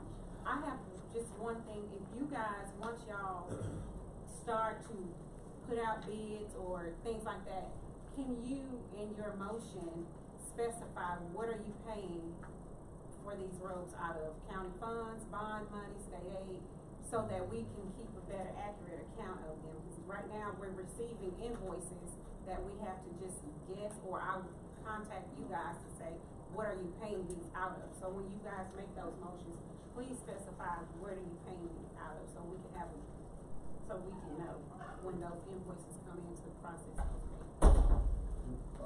Is this road plan in any prioritized, list? Is this a priority or? This like is. 1, 2, 3, 4, I mean, you got limited funds.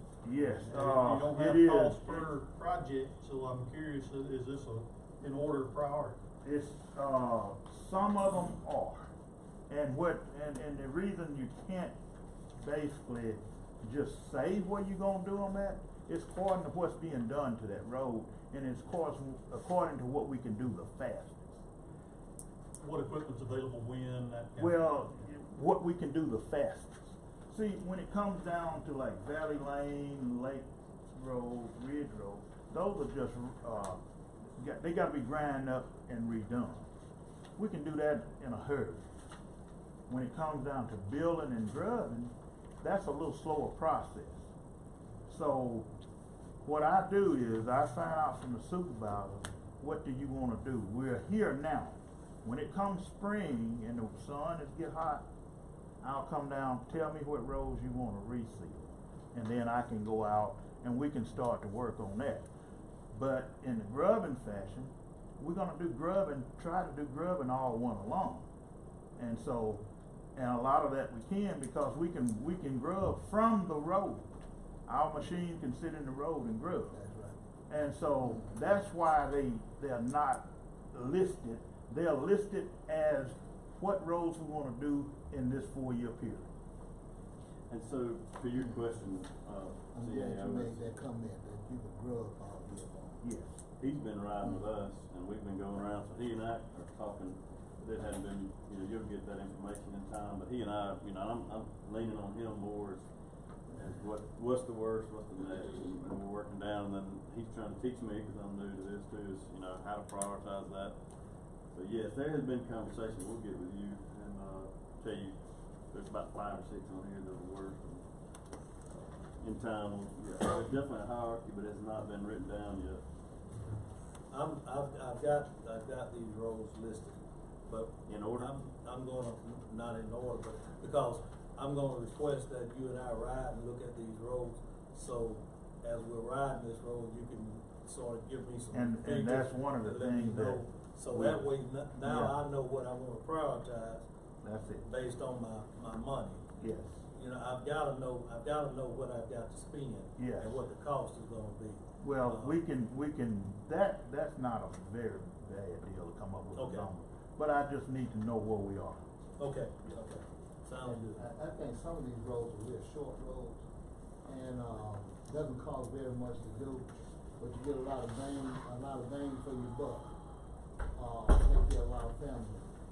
On a very short road, maybe $20,000 maybe, cost 30 at the most, but a lot of bang for your buck.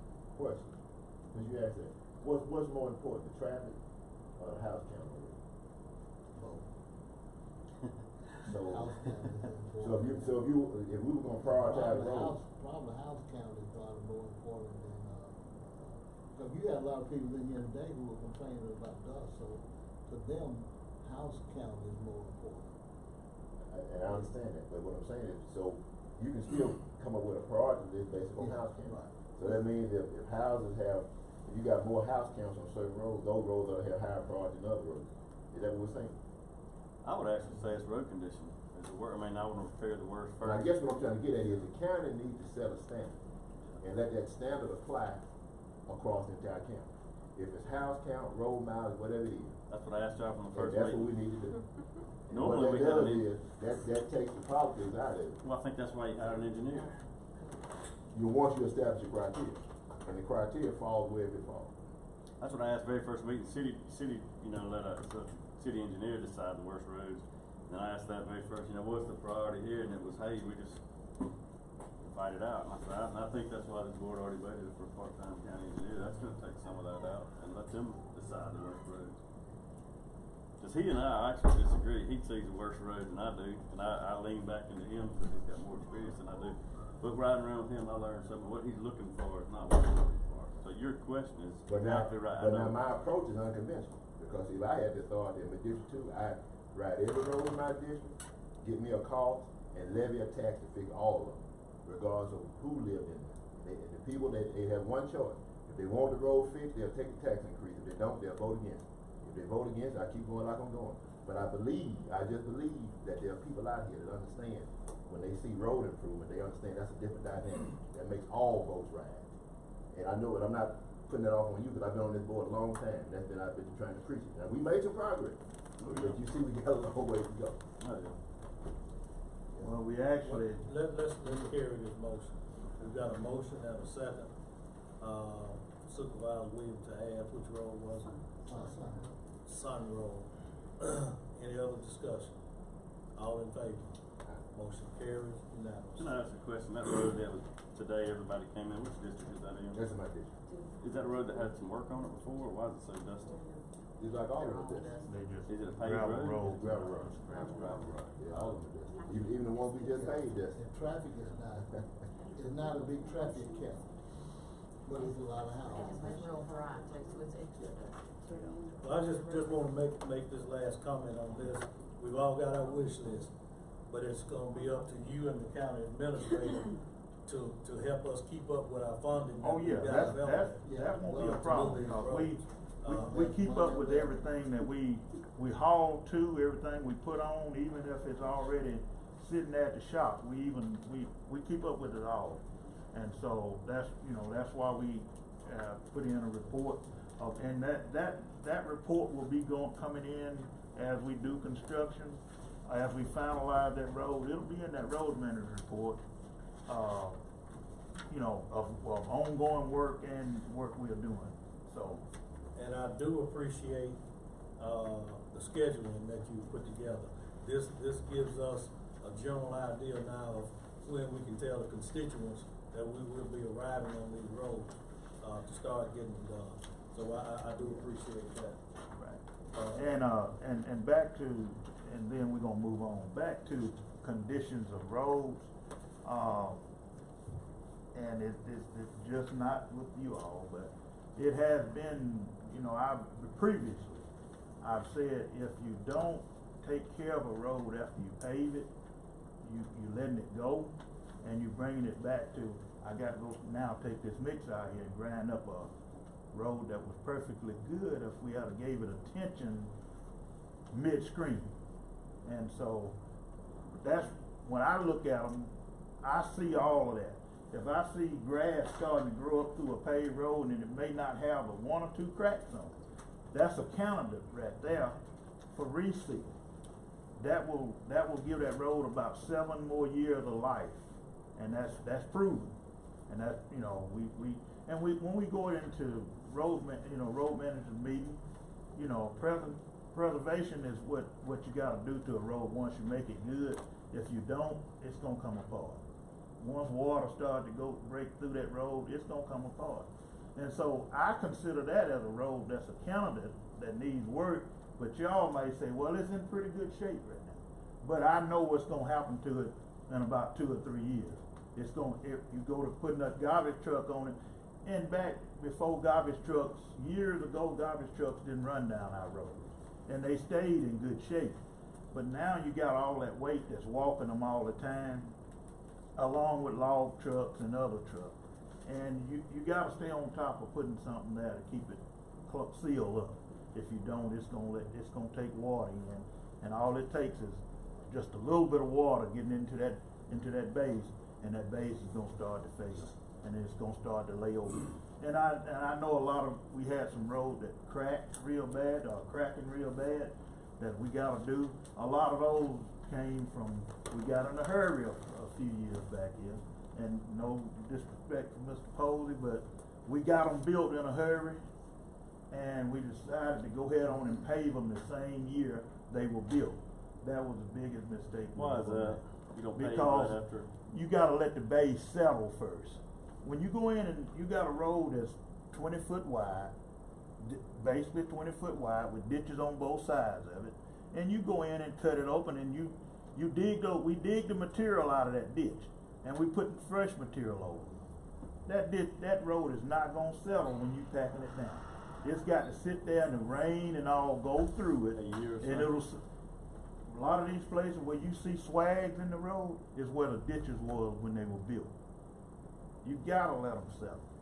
I think that's where the new CAO is gonna help too with road building experience and things. So I really have been, I know it's day one, but y'all two get together once or twice a week, and it'll be more than that over time. And looking forward to it. I know this board is doing a lot of positive work. So I think you're good for that. And y'all have did a lot to get things turned around and going in the right direction.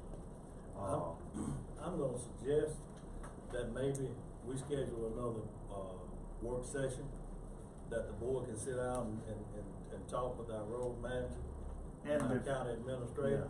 Yeah. And before that work session, give myself, county administrator, an opportunity to go out and kind of look at all the roads and all the districts paved, mostly, so we can, you know, so he and I can kind of see what you got, and then he'll know more about what we're talking about when we get there.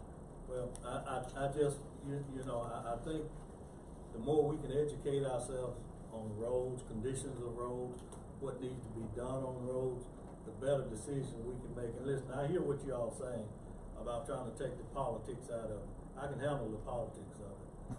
I know, but the more I educate myself on what my roads need, I can make that decision as well as paying somebody else to come in and make that decision. So we've approved the, road report, is this list of dead trees need to be approved, or is this? No, that was put in there.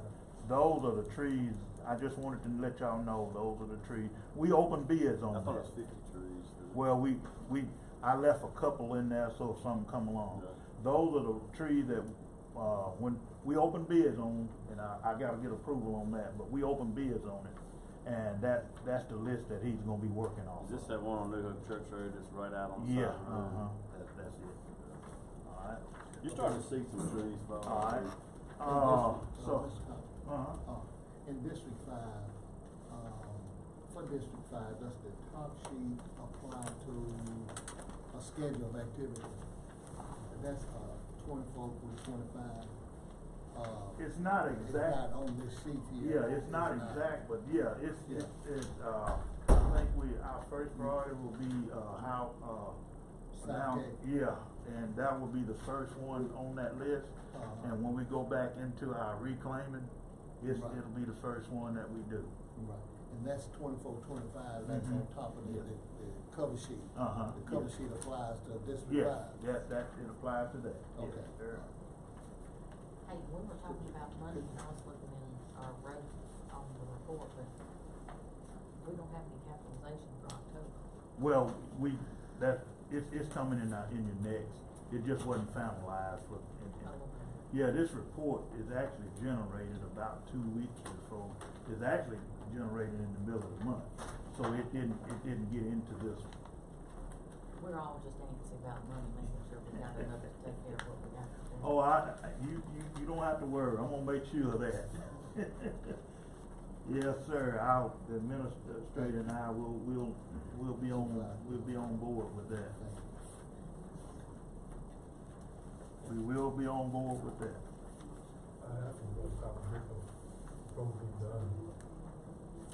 We need a motion to amend the 4-year road plan. So, moved by Supervisor Trainer, second by Supervisor Williams. Any discussion?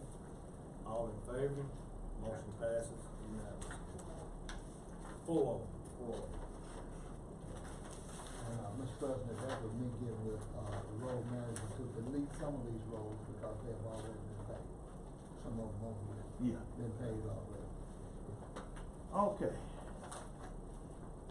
Next on my list, we got quotes for a service bed for one of the trucks that we have.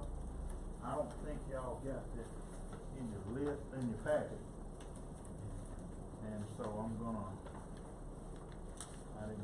I had a quote that came in very at the last minute.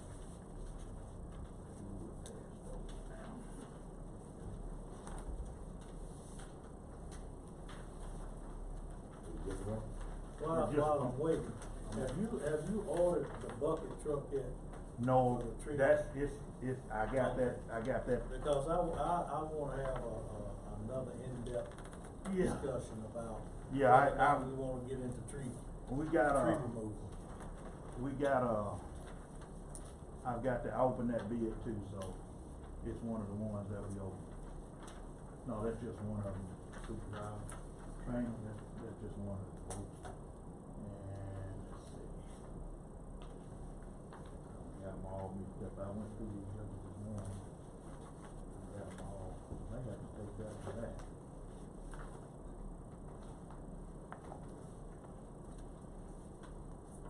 That may be the one that I didn't get my other quotes.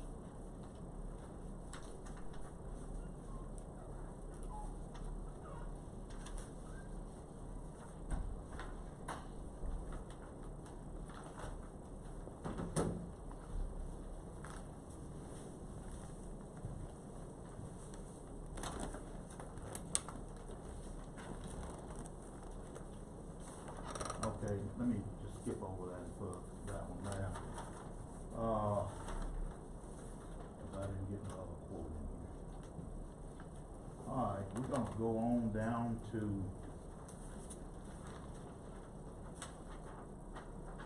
okay, we opened bids for tree cutting. We had 3 people that bidded, and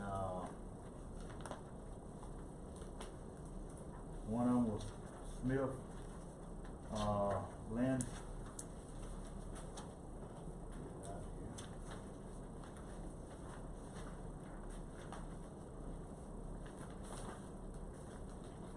Smith Lawn Maintenance.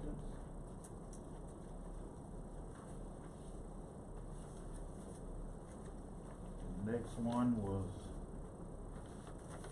Wilson Tree Service.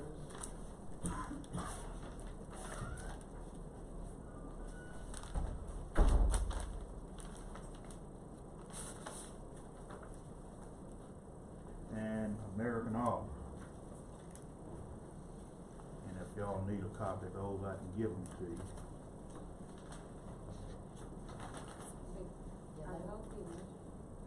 No, these are not the originals. These are just copies. The original was at the courthouse. Okay.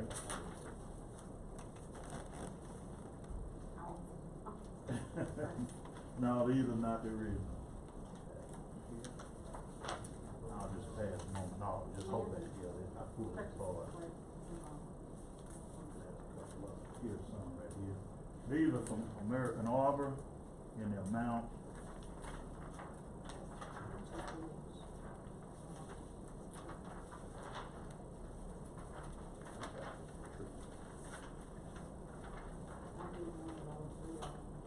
Okay, yes, I'm in. Alright. This is Smith Lawn Maintenance.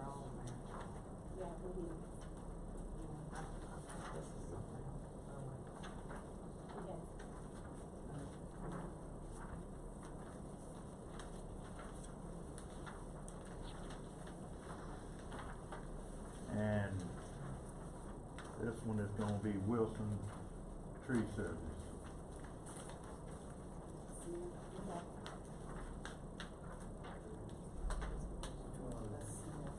So far, Smith's Lawn Maintenance, Arbor, American Arbor, and then we got one more.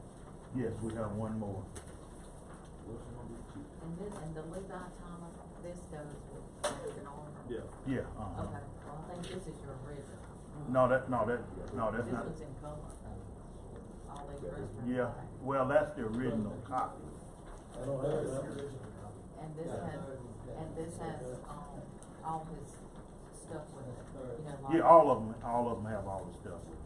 All of them are the same. So one's $2,000, one's $1,500 tree, and one's $600 tree. Make a motion to accept $600 tree. Okay, but that's the record, that's good. Yes, yes. They're all comparable and they know how to do the work. Yeah. Does the $600 understand the scope of the work? Yeah, take down and remove. And they are bonded. Yeah, everything is on, look on your next page there, see. Go back to Wilson page. You don't have Wilson? Here we go. Here we go. Just the Wilson. All of them. Yeah, that's Wilson. That's a big difference for $600. Bob Leeds Wilson. There is a motion on the table. Just one time, American Arbor was cheaper, and now they half. And to let the board know, all of them did go out and check the trees and we had those trees marked and double X, and they did go out and check the trees. So they did personally look at them.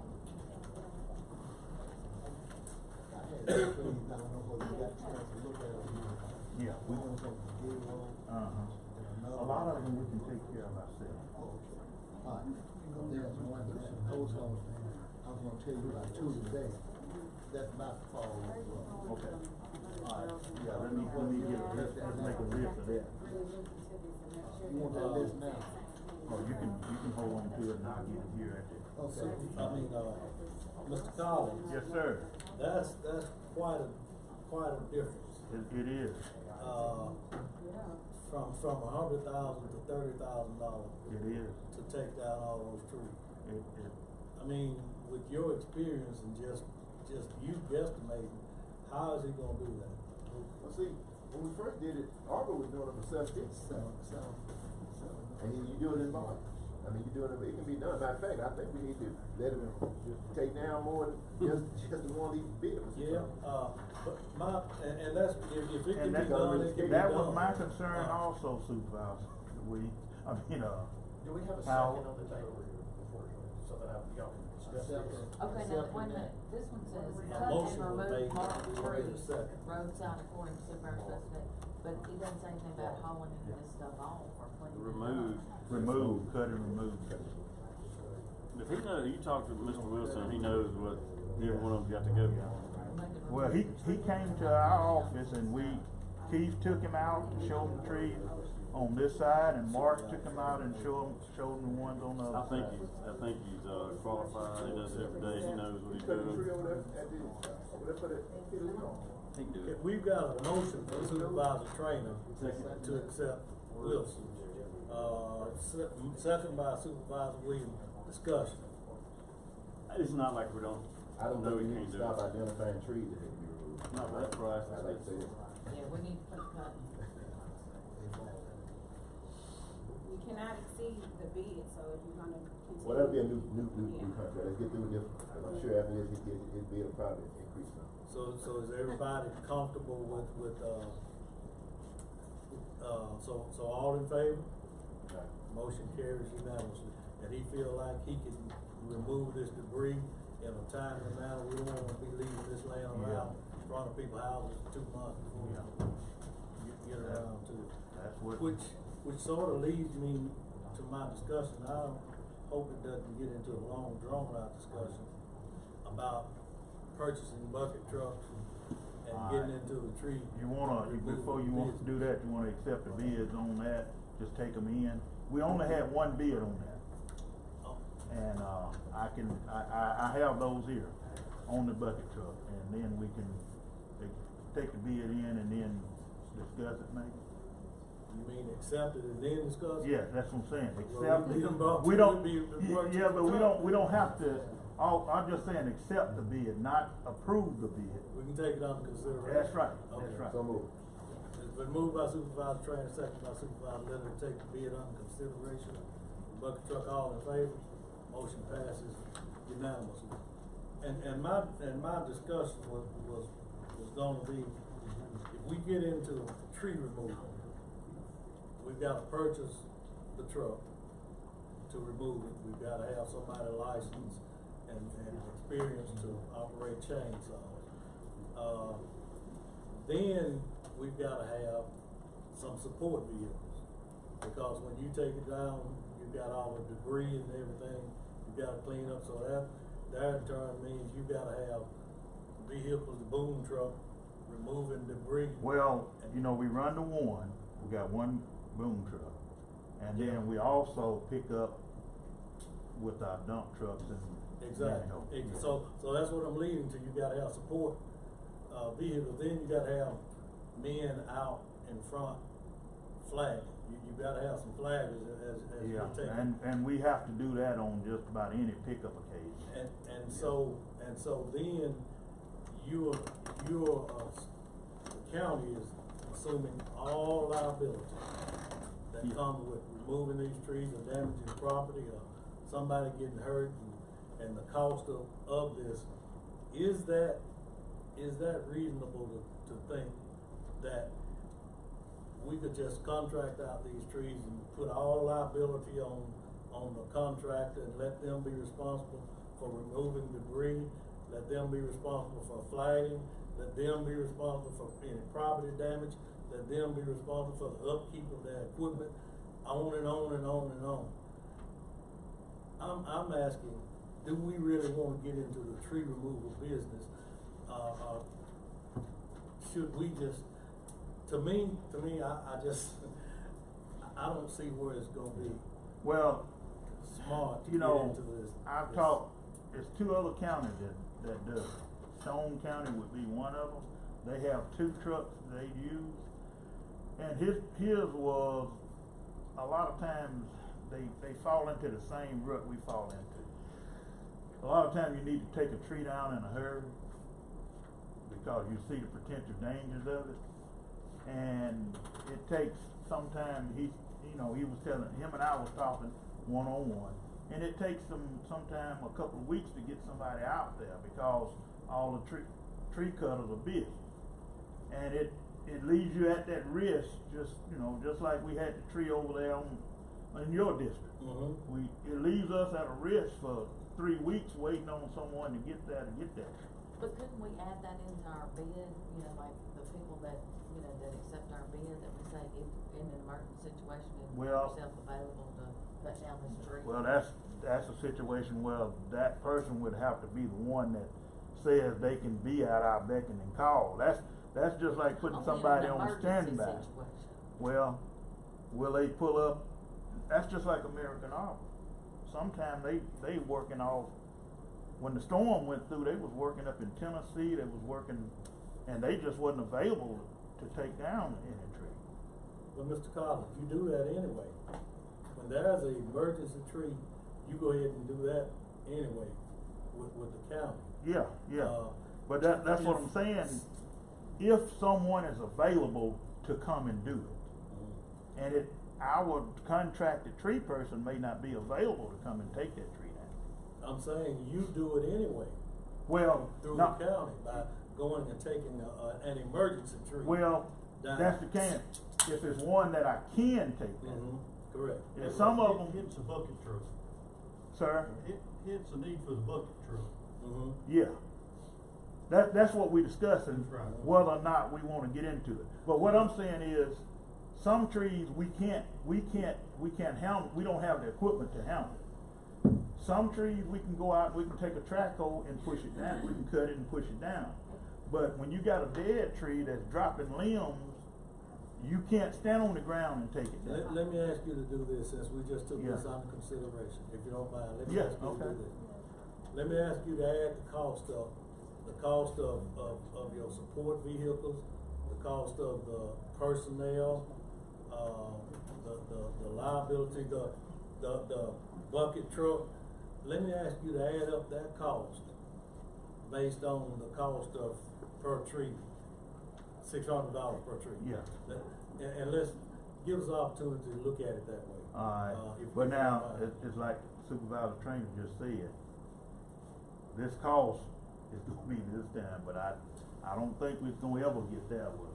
Well, but still, if you can give us a cost from the county, standpoint of what it's costing the county, what it would be costing the county per tree, based on all your added equipment costs. Yeah, Mr. President, Ms. Cousins, do we have a way to take down limbs that are hanging over the road? I know that you cut back, but there's still a lot of limbs that are hanging over the road, and they are falling. Yeah, and you wonder whether or not the county is we can, if the track hoe can reach, if a track hoe can reach them, we can. But it leaves the liability of what the track hoe does to the road. Right. On the paved road. I guess what I'm asking too, will the bucket truck satisfy that particular need? Oh yeah, also? It will satisfy that need, because you can get up there and cut the limb off and let it fall out of the tree. Right. But the only two things that concerns me is trees that's dead, that is dropping limbs.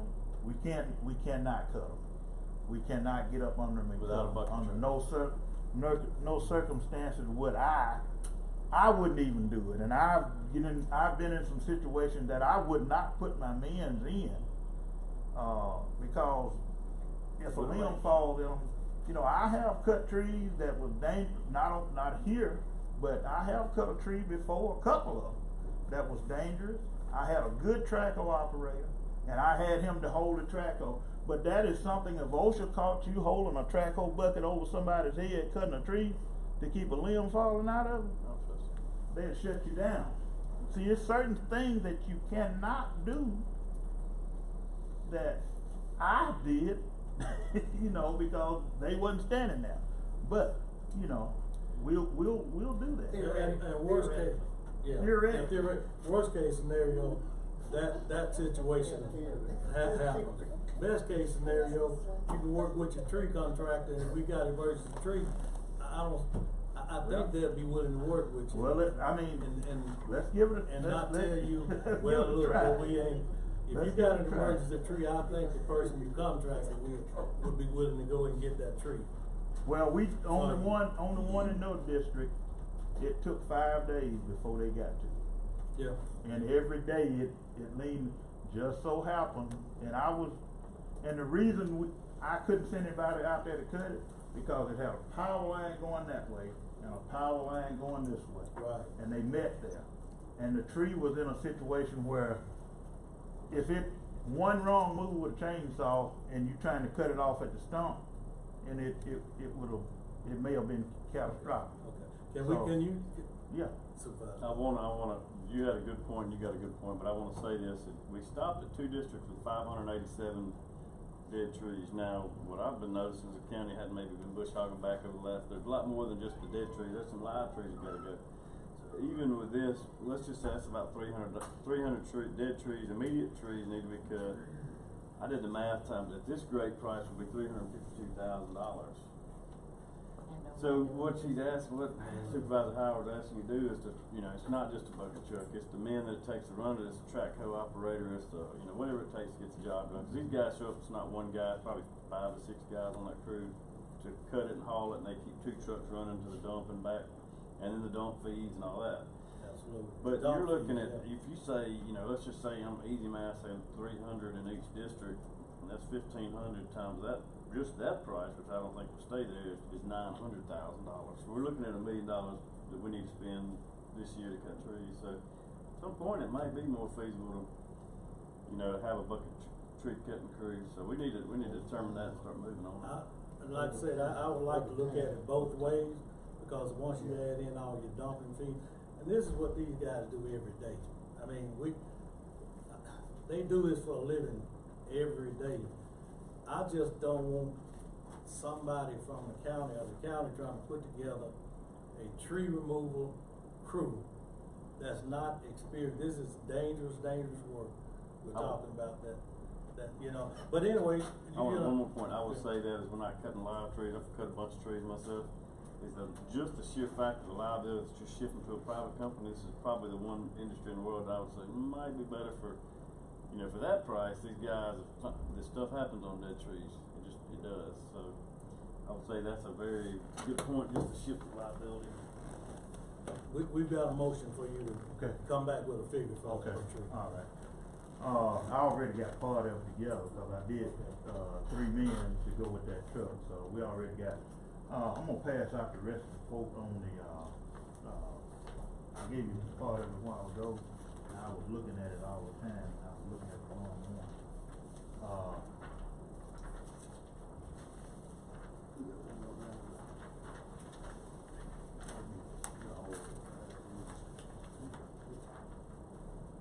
All right, if you look this one and okay.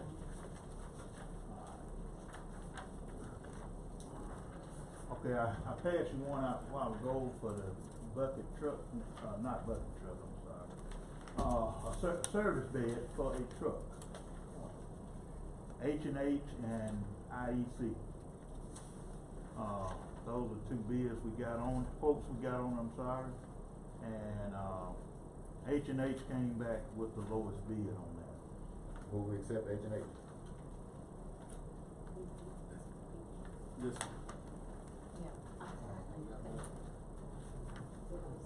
They're both compatible. Yeah, they're both compatible.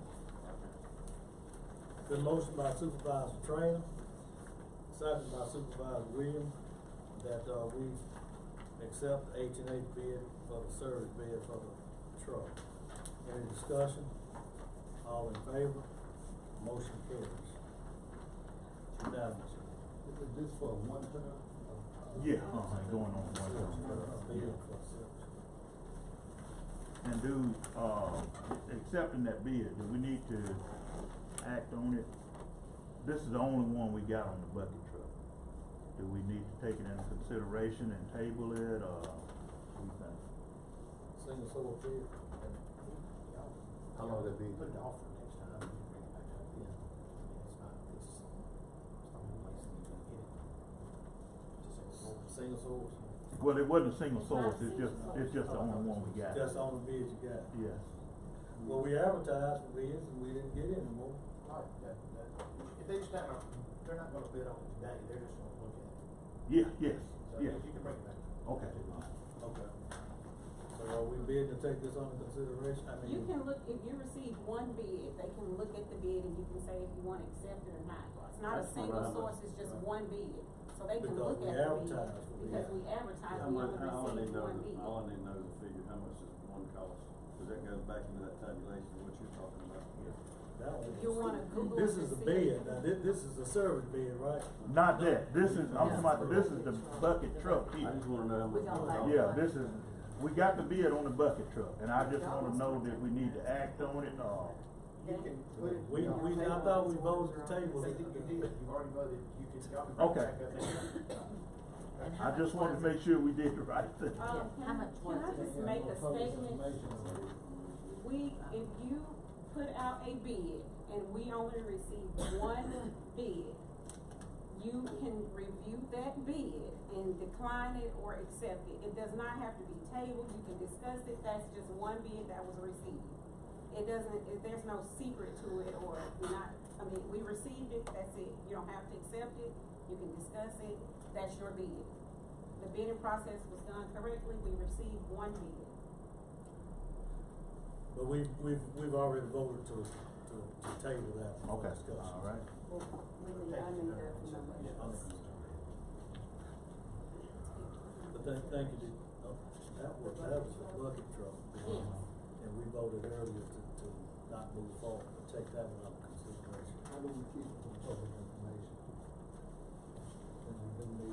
It's already been bid on, you're not accepting more bids, it's just, the bid process is over. Okay, we're not accepting. We can, after you come back to us with some figures on what it costs per tree, Yeah, then we can decide, well, let's just go ahead and move forward. okay. That was, she just needed that for a minute.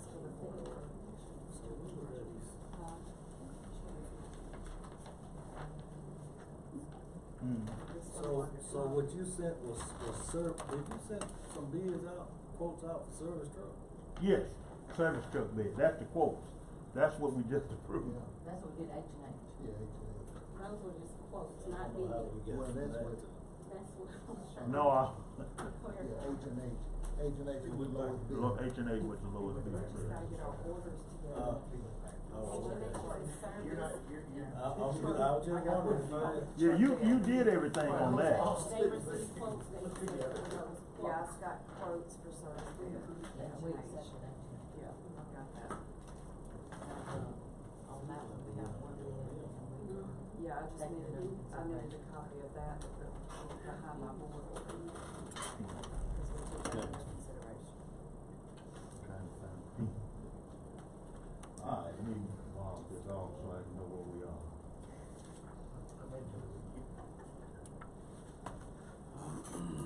Okay, we have a, quote, let me get those,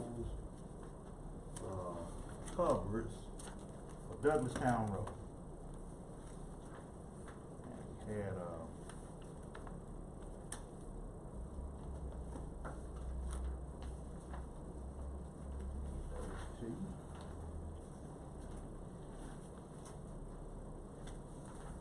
Now cover that. oh, it's gonna be, that's for actually 4 different covers.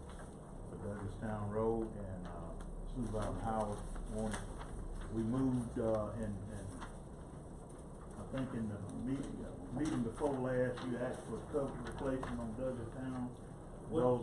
Those are the quotes. We've done drainage work on Douglastown, which is covers. These are some cross drains that has become dangerous and rusted out in the bottom that needs replacing. This is, and I spoke with Road Manager Collins, this falls under maintenance, just like any other maintenance of a road. But what I wanted done was, I wanted those replaced so that they would have the winter to settle before we come back, because we've already accepted bids to overlay Douglastown. So now we've got the drainage work done, we got the covers done.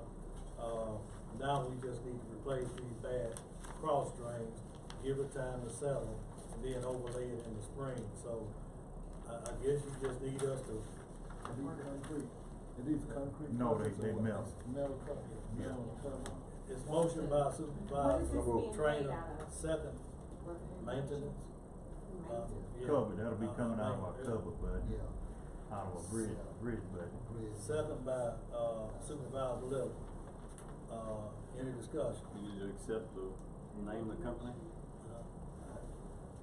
Lowest and best? Yeah. All, Who made the motion? Right here. Supervisor Trainer and Supervisor Little second.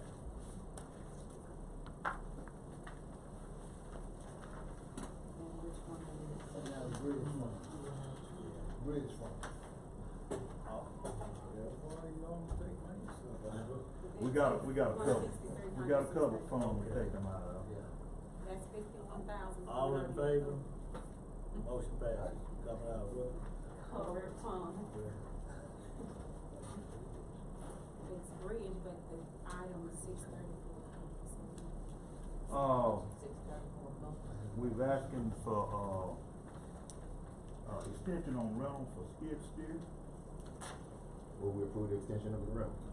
When we get that skid First, steer? we're gonna get it first, after the first year. We checked on it and that's what we're gonna make, go ahead on and do that. The motion by Supervisor Trainer, second by Supervisor Williams, that we extend the, rental of the skid steer. Any other discussion? All in favor? Motion passes unanimously. This is just, and we'll know, I don't see anything where we need to hold it, but, I'm just gonna run by you what they sent me. This is on the, roller that we've renting right now from Puckett Machine. It does just like the, skid steer. Part of our rental is applied to the purchase of it if we decide to, if you wanted to purchase it. And I just brought that to you because they sent it to me. And that's what it would, We don't have one, do we? yeah, we have one, we have Not one. working. Well, yeah, We it's need working. two, I guess. Well, we had to have two at the time when we started. But this is just, I'm just bringing it before you. We're getting ready to send it back, but it did, I think we made 2 payments on it. And, all of that payment, those 2 payments will be applied to that if we decided to purchase it.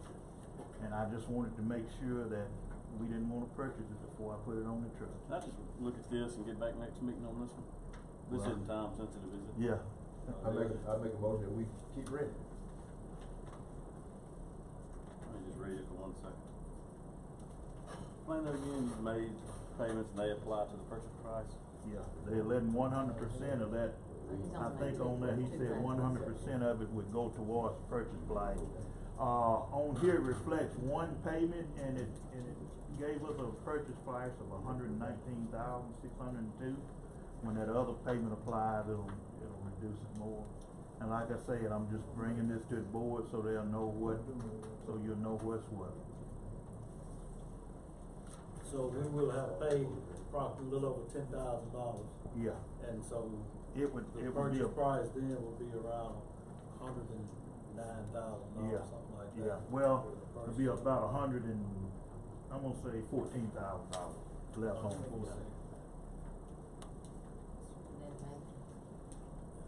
So do we, I mean, at that time, the reason you rented it, you needed 2. Yeah, I needed 2, because we were soil cementing, and one just couldn't keep up with what we were doing. Okay. You just needed another. And at one time, back before we had it wasn't a self-propel, but it was a pull type, and we had 2. And for some reason, they got gone, but that's a horse of a different color. It's too late now to talk about that, but yeah, when you're doing that, you gotta use these rubber tie rollers to put your final compaction on it. You can't use a sheet foot roller or anything like that. And we do have 2 sheet foot rollers, but But we had to have another roller to get that compaction done. Okay, well, we bought a lot of equipment here lately. Yeah. I mean, they talk equipment here lately. So But we made it with the one that we roller, got. that roller came in handy though. It Yeah. did. But like I said, this is just something. I'm just letting you know where your money went and what it could do. We either gotta buy it or we gotta rent it again. Yeah, we'll have to rent it again. And that's for chip seal, you use it for chip seal and Well, we use it to answer Supervisor Williams' question. We use it for, we can use it for asphalt applying, and that's putting down hot mix, or we use it for chip seal. We actually use it on the chip seal, and we use it before we chip seal it on the compaction of the soil. So when that time comes, they are useful machines. But as one of us here, they're gonna sit there. Yeah. But when the time comes for them to run, you gotta have it. Are you through with the roller? You ready to turn it back in? Yeah, I'm ready to turn it back in. Do you wanna withdraw your motion to keep No, I do renting? not. I wanna keep renting. You wanna keep renting? Right, because it goes off of the final purchase price. Okay, I And was we need confused. the I'm piece of sorry. equipment. So your motion is to just continue renting it, and then we'll decide what we It'll want be to ours, buy. but we've been paid for it, but we need it. And you can use it with cold mix, we can level out cold mix, but you know, we got a bunch of spots we need to be using. So we don't need it anymore? We need it. Every day. But are we using it? We can use it. We don't need it right now. We need Well, it doing the, actually, keep the road building. Actually, Mark could actually use it to do what he needs to do. Instead of just buying him a roller, it could be used. That's one that has to be transported. Yeah, on the. well, it'll travel pretty fast. I mean, you don't have to transport it. It'll travel all across your district on its own. It's Well, about as fast actually, as a the tractor one is. he was talking about was A little, around 50, small, yeah. That you could put water in and. Yeah, and, yeah. you But could do this the same one, thing. yeah, but and this, you could be a lot actually, more this one mobile here would be with better it. because you can put water on the material, cause it has a water tank. You can spray water on the material that helps settle the material and it won't stick to cars behind this. Cause we have a lot of problem when you're putting cold mix down, it wants to, you gotta put sand on top of it cause it wants to follow the car. Well, when you put water on it and roll it, that eliminates that problem. Makes it look real nice and professional. But About the pothole patching.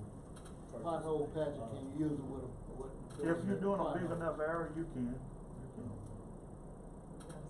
This thing travels like a tractor. Yeah, it travels, it'll run down the road pretty much like a car. It's got about 3 gears on it, so it'll travel pretty fast. Well, we have a motion and a withdrawn second on just continuing to rent this, road. Is there a second? If we're not using it, I don't want to keep renting it. Motion dies for lack of second. Look at that. Okay, I think we got hopefully one more hour. And, that's the, GPS.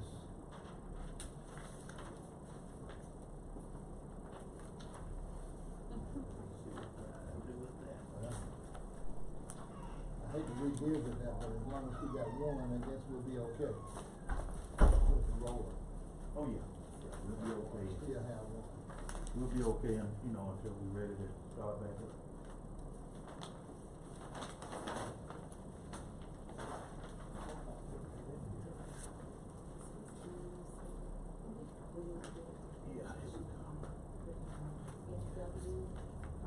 Speaking of, can you look into some prices for that portable roller that we were Yeah, talking I about? have. Okay. I actually have. Okay. It's gonna range about $4,500 to $5,500. They don't let stuff go cheap anymore. And that one, Supervisor Williams, would be real good for pothole patching and stuff like that. What about the pothole patching machine? Are we using that machine now? I don't We never actually, see it. I don't never see it out on we the had the road. truck that was pulling it, it was a little bit out of commission, and so we're now, we got a truck to pick up that they got ready that's gonna be hooked back to it, so. That other truck has got undrivable. Got a lot of potholes out there. Yeah, we do. But yeah, we got a truck that's ready, and we gotta pick it up.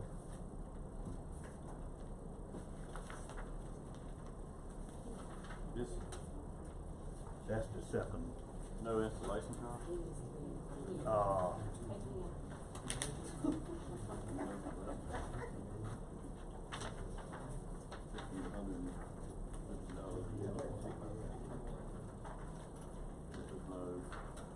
Oh yeah, the installation cost is the,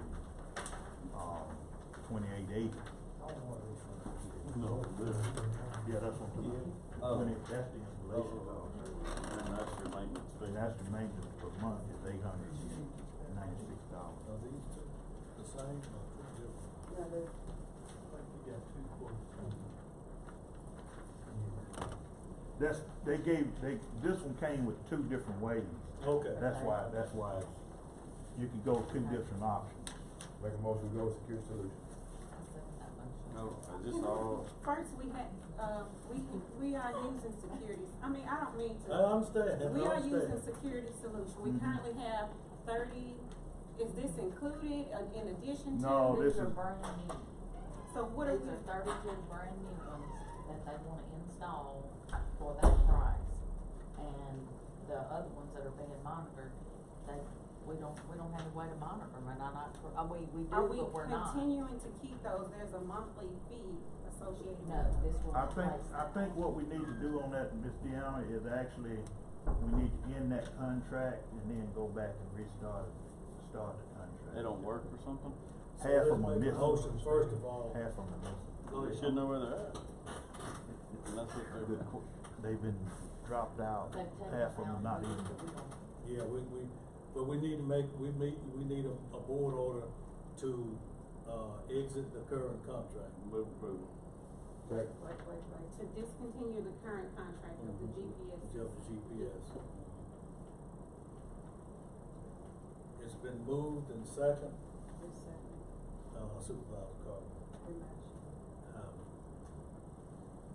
Discontinue current contract of GPS. Okay. Any discussion? All in favor? Motion passes unanimously.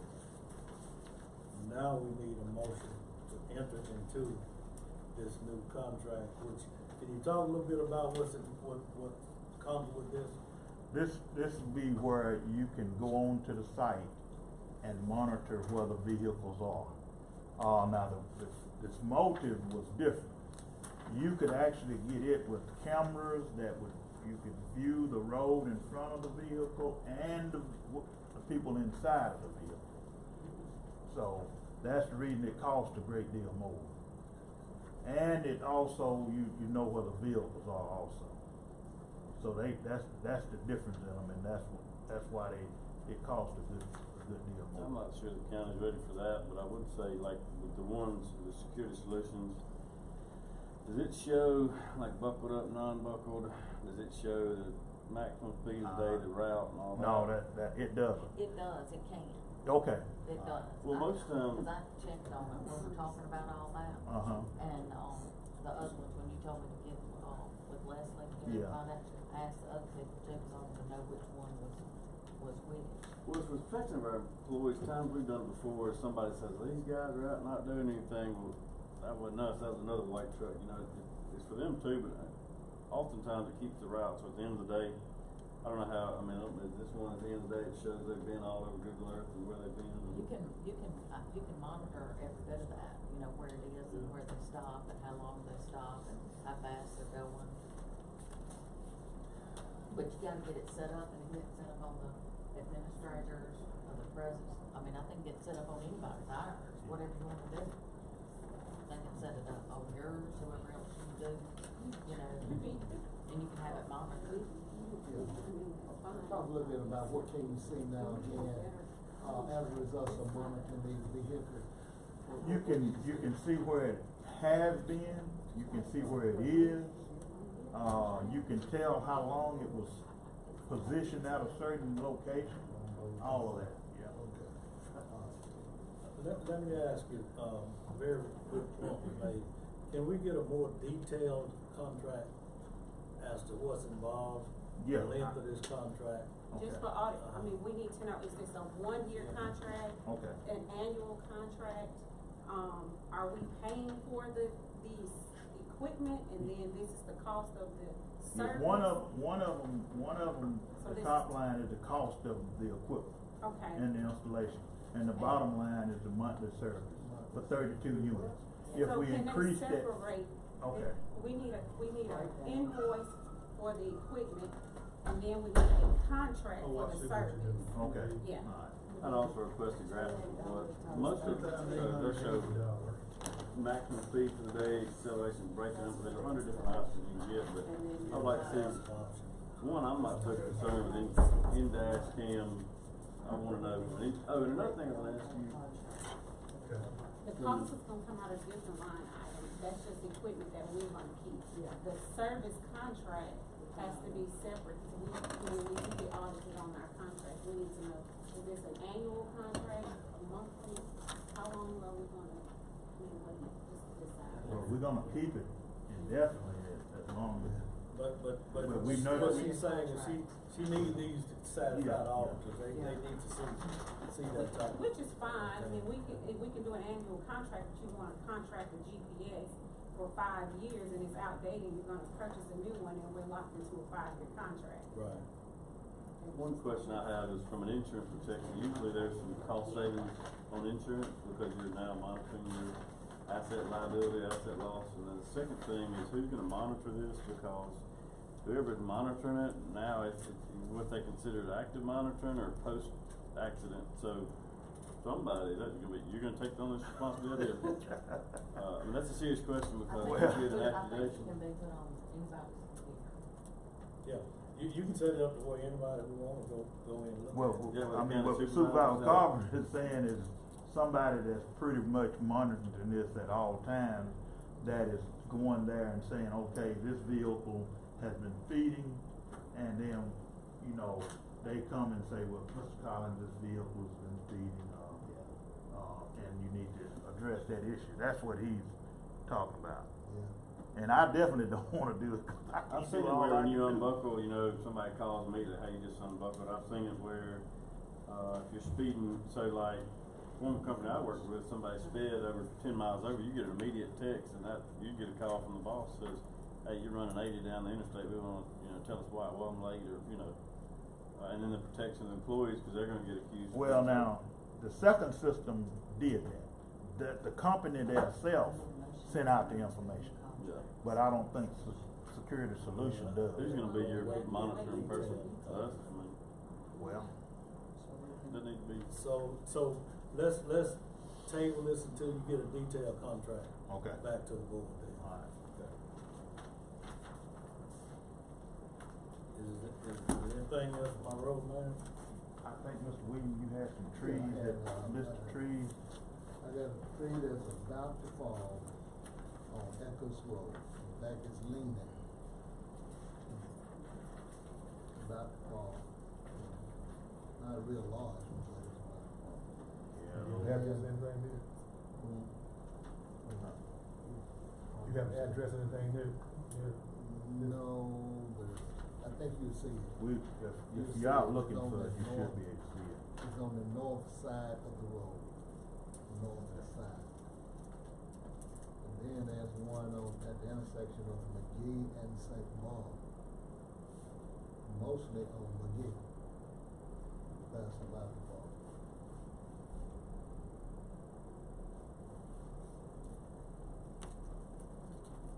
These are white, decaying trees.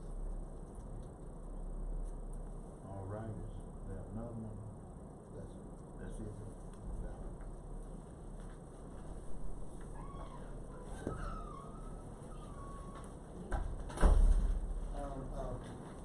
For the road manager, I'm gonna brag on the guys that are putting those covers down on Williams Road. Those guys are professional, and it's surprising that they can do that kind of work. do that kind of work, and that's at Shop D. Yeah.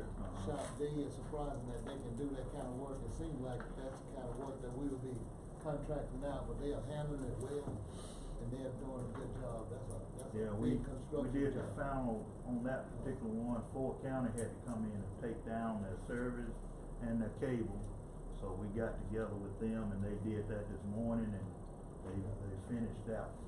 And that's the second one. Yeah. So we're about to move to the first one. Now, you had a motion to have the road closed from October the 6th to November the 7th. Yeah, we need to do about a 2-week extension on that. 2 weeks extension. Well, I guess we need a motion for that then.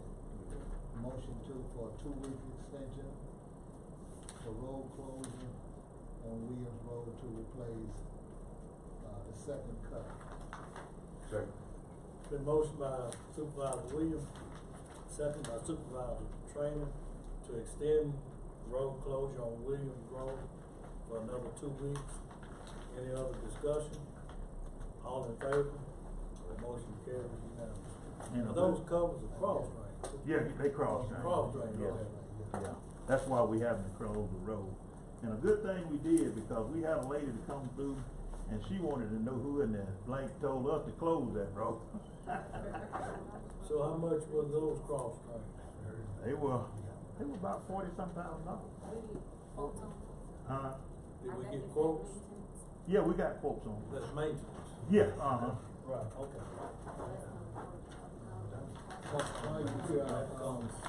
Mr. President, Yes, sir. cover request be okay? Yeah. Cover request. Cover request for 1576 Williams Road. 1576. It's been motioned by Supervisor Williams to replace, have install cover on 1576 Williams Road. I second that. It's been moved and second. Any other discussion? All in favor? Motion passes unanimously. Anybody else got a couple requests? Yes, sir, I got a couple requests, for, it's on Rock Hill Road.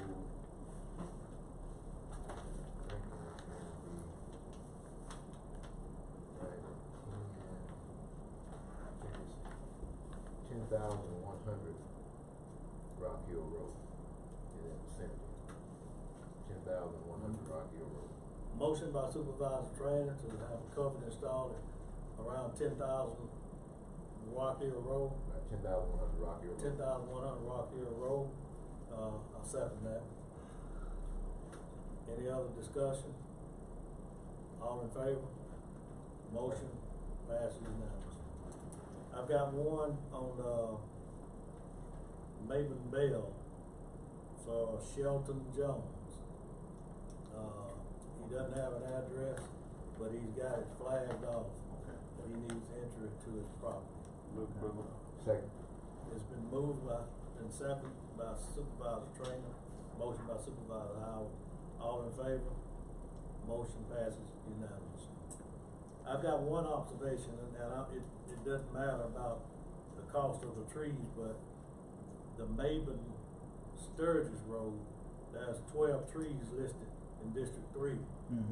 That's actually either District 1 or District 4, maybe. It should have been District 1. Yeah. It should have been District 12 and 1. Yeah, That's when there's you 12 talked trees about. Yeah. that they've got in place at 3, and they actually. They're in 1. Okay. We got a couple in yours that we're gonna take down. But, I mean, they're right there, my guys can handle those without damaging, they're gonna fall on the road. Do have a, That's one crazy question. go ahead. On the subject of trees, has the county ever gone up to a property owner and say, hey, we can cut it if we can drop it on you? I mean, I was just thinking, say, X amount of trees, you go over there and ask them, maybe 1 out of every 5 goes, yeah, drop it on me, I don't care, I'm in the country somewhere, have we ever attempted that process? Yes, we have had to do that and got permission from people. We try not to because if you take a machine on property, and we had to cut one not too long ago that was actually on us, but the machine had to get back on them to push it over, and we had to do yard repair on it. So we try to, and that's some of the stuff I'm talking about. Some of these trees we can take down, but it's just the fact that if we have to put a machine over there on them, it comes with a whole lot of stuff. I was just thinking taking a track and push it onto the property, like if it's a long stretch of country, rural setting. What happens is if you push it on them, then they want you to remove it from their property. And if you get on their property and if they twist that machine and stretch the ground up, they want you to come in there and smooth it up and plant grass back over it and put hay over the grass, and we had to do that even on our property for a lady on South Creek Road. She complained about the scuff marks that we left in our ditch, and we had to go back in there and straighten it back up and put hay over it and plant grass seeds. But comes with the territory. Yep. Anything else for our road manager? One more thing, this is to the county administrator. We've got a little training session, but wanted to know if Thursday would be a good day for you to come down and kind of talk to the guys Thursday morning. I would love to do that. Obviously, I got here at 8 o'clock this morning, got handed a whole bunch of papers and bring it into this meeting, and I've listened to this whole conference. So I don't know what my calendar holds, but I will say that I would love the opportunity to come on Thursday. So let me get back, I'll double check everything. Okay. I'll make sure that I have time, and it's my intent to come. Alright, Will and when it you be get at the your, central shop? we're gonna have it at the, storm shelter. Okay. Storm All right. shelter. And what was the time again? I think she said around 8. 8 o'clock? Yes, sir. Okay. Now the trainings is not for everyone. I know, but They just gonna go and come, but the foremans are going through, I think they call it, stop the bleed training, and it's where the foremans are learning how to take care of the men if they're injured. And so we just training the foremans at it right now. Anything else for our road manager? We did go out on your road and take a measurement, and that gate is about 200 feet back up on the county part of the road, so, on Hill Road. On Hill Road. Yes, sir. What he's talking about is there's a gentleman that has a gate on county road. So traffic cannot, we got some individuals who wanna get to their property, but they can't get to their property because he has put a gate over the road.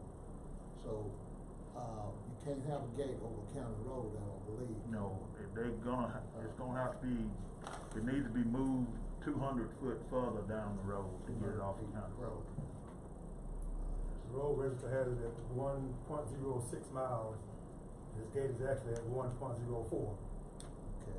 So it's actually on the county road. Sir? No, it's just, we just made this observation, Friday. So we gotta get everything together and find the landowner, the name of the landowner, so we can get him served on that. Yes, sir. Anything else?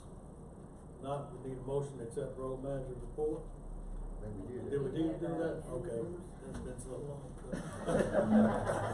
Well, I told y'all I had a lot. All right, thank you, Mr. Collins. All right. And if y'all need me, you know where I'm at. Appreciate it, thank Okay, you. next on the agenda, we've got our Chancellor Clerk, Ms. Livingston. I've just got a couple of things. The first thing is that, I got an affidavit of publication on bids for the tree cutting that was for labor use. Been motioned by Supervisor Williams, second by Supervisor Little. All in favor? The motion passes unanimously. I had an affidavit of publication with the commercial dispatch for the bids on the bucket truck.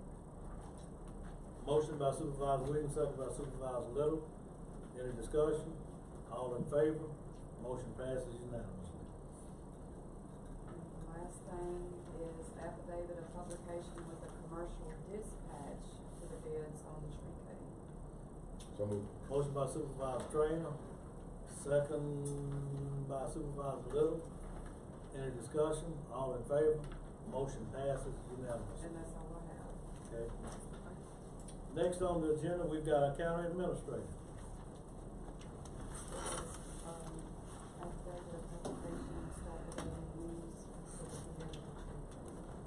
Good morning. Good morning. Well, as I said, I got in this morning and they handed me this package. I got 4 items of business. You should have in your packets the payroll changes. Okay, it's been moved by Supervisor Williams, second by Supervisor Trainer.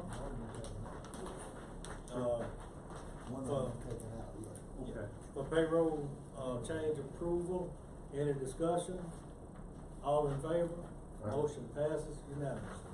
All right, second item of business are the credit card charges. Move approval. Second. It's been moved by Supervisor, Carver, second by Supervisor Trainer for credit card payment. Any discussion? All in favor? Motion passes unanimously. All right, third item is claims docket. Move approval. It's been motioned by Supervisor Carver, second by Supervisor Williams, pay the claim docket. Any discussion? All in favor? Motion passes unanimously. And then I put, you should have found at your chair when you arrived a invoice from Raymond James that came in late. And we'll try and get it added here. What this is the comprehensive plan that they've been working on. We've already paid them, what was it, 20,000. We've already paid them the 61,695 that's showing outstanding here. And what we're looking to do is get approval to pay them the 40,000. Make a motion, we pay Raymond James there. It's been moved by Supervisor Trainer, second by Supervisor Little, that we pay the invoice from Raymond James. Any discussion? All in favor? Motion passes unanimously. Thank you, Mr. Administrator. Okay, we're down to, County Board Attorney. He had to leave for a meeting with the Speaker in Jackson. So we're now down to, county business from the supervisors. We'll start with, we've got 3 things. Accept bid for, Sturgis Maven Road, accept bid for Douglastown Road. Let's do those 2 first. So move. Accept bid for Sturgis Maven Road. Motion by Supervisor Trainer, second by Supervisor Little to accept bid for Sturgis Maven Road. Any discussion? All in favor? Motion passes unanimously. Next one, accept bid for Douglastown Road. So move. Moved by Supervisor Trainer, second by Supervisor Little to, accept Douglastown Road. Any discussion? All in favor? Motion passes unanimously. Now we've got our government holiday proclamation. Move approval. Been moved by Supervisor Carver, Second. second by Supervisor Trainer. Any discussion? All in favor? Motion passes unanimously. Now we've got renovation of county building. This sheet right here. We didn't have any of that, right? That's just a quote for that office that y'all was gonna make for, engineering. Those are just quotes for Yeah. you, nothing to. Nothing to take action on. Darryl has been working with some contractors, to get some quotes on renovating these 3 offices just behind us in this building. Those are the offices that we're proposing to put our T person, our engineer, in-house engineer, and our human resource employees when we get them hired. So those were just some quotes that Darryl wanted to make aware to the board. So there's no action needed. Is he gonna move forward with another quote? He is. He's keeping us informed. That's all we've got to take some action on. We'll start with Supervisor Little. Anything out of District 4? No, we're moving right along. We're bringing stuff on you about, and I appreciate y'all's support, and, when the engineer came down and getting replaced, we're on track, and it's coming, the bridge is coming.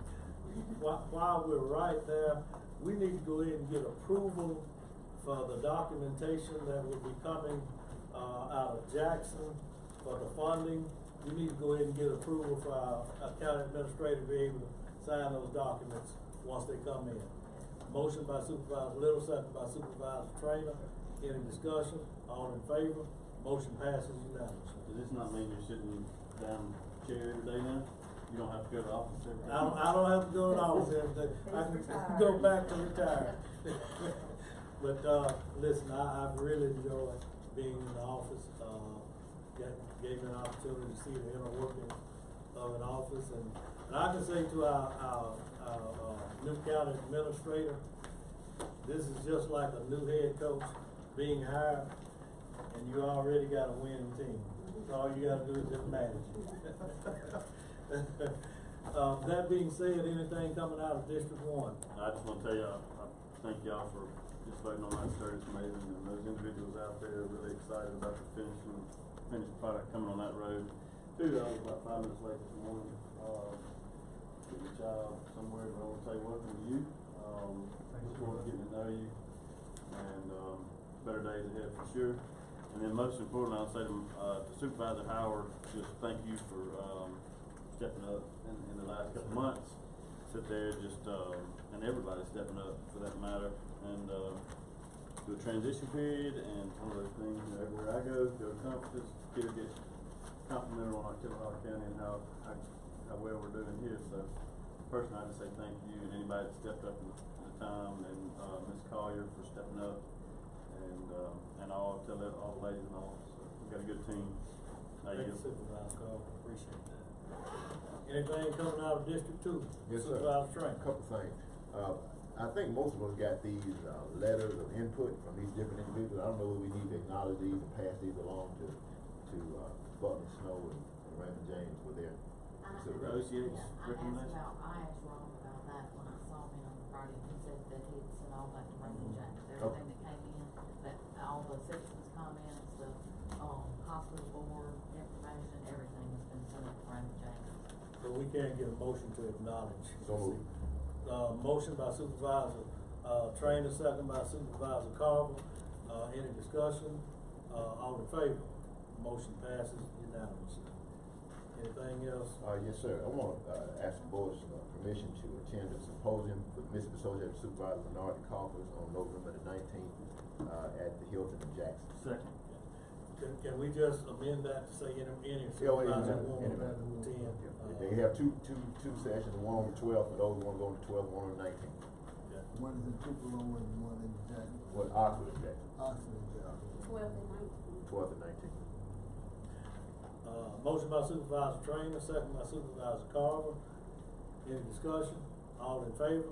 Motion passes unanimously. Another thing I want to acknowledge, on Friday, Thursday, I think I was contacted by the Planning and Development District. They have an individual that has been approved to their work program, and they want to assign to our Supervisor County. This person, his name is Mr. Jamar's Coffee, and they have assigned him 100 hours to be able to be utilized however our Supervisor County decides they want to utilize. I will personally be responsible for him making sure that he is in compliance with what he needs to be in compliance for. They called me, I went down and I executed the information, but he will be able to be utilized however the county sees fit, you know, within that program to do tasks that may be deemed within his ability to do. Can he lift boxes? He can lift boxes. I need somebody to do that. Only thing about it, he's still in school now. Okay. So we'll have to check with his work schedule, maybe in the afternoon or whatever. Yeah, What I'll because I do- can use somebody, because I've got a lot of boxes that I need moved down to the basement. They pay him, I think, $9 an hour. They pay his workers' comp. Yeah. And I know whatever task that he can do, you know, within whether it's delivering the trash can or helping get somebody the road, you know, whatever can be done with the county, lifting or whatever like that. Yeah, I can definitely. And I just want to acknowledge that so he can spread on the minute. So you see him, and probably our next evening meeting, whichever we have it, I'll make sure he's here so you all can see him. So he's that student. How old is he? He's 18. This is that program that the lady always comes from. I just wanna acknowledge and put that on the minutes, I can give you his name, and that way, you'll have it in the minutes. Would he take a trash can for us? Well, he can't drive the truck, but he can help me get it off.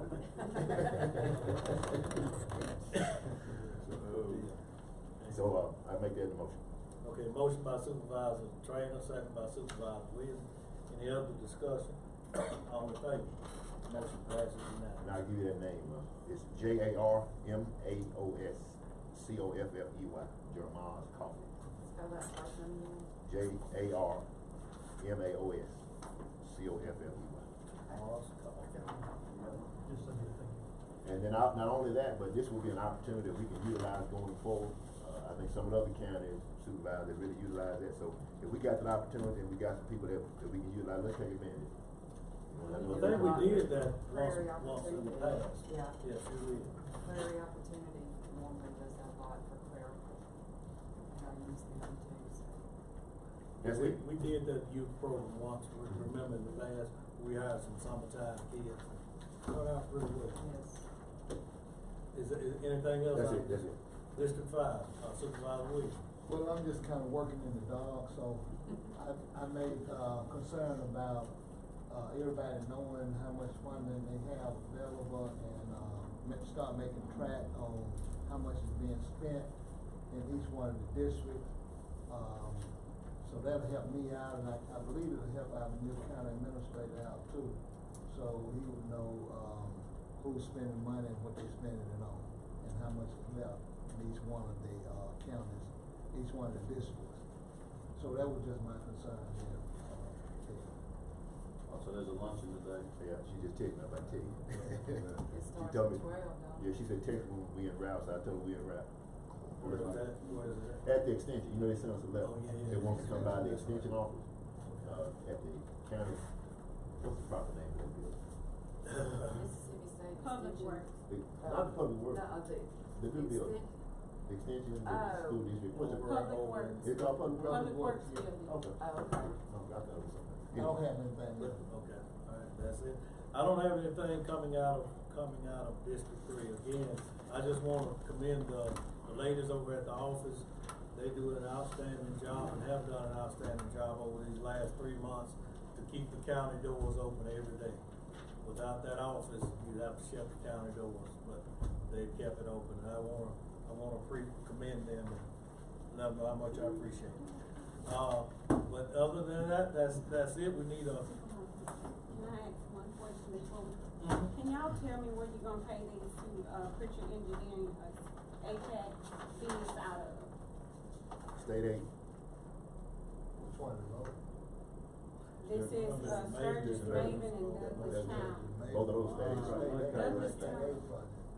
Douglas Town is actually gonna come out of bond money. Okay, thank you. Now, Maven Sturgis, Maven 400,000 coming out of bond money. Bond money? I'm gonna get right back with you.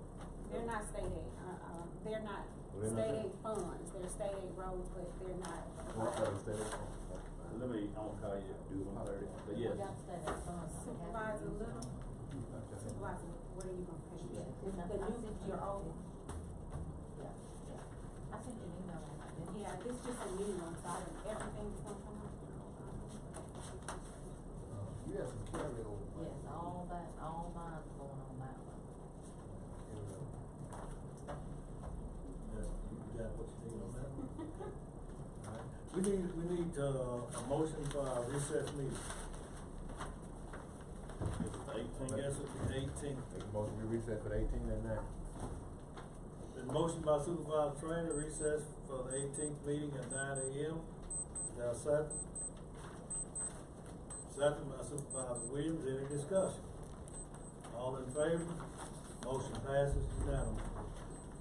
All right. Y'all have a Thank great you day. all. For those that can't come on down to the extension. Yeah, I'm gonna hit that one. Nope, not yet.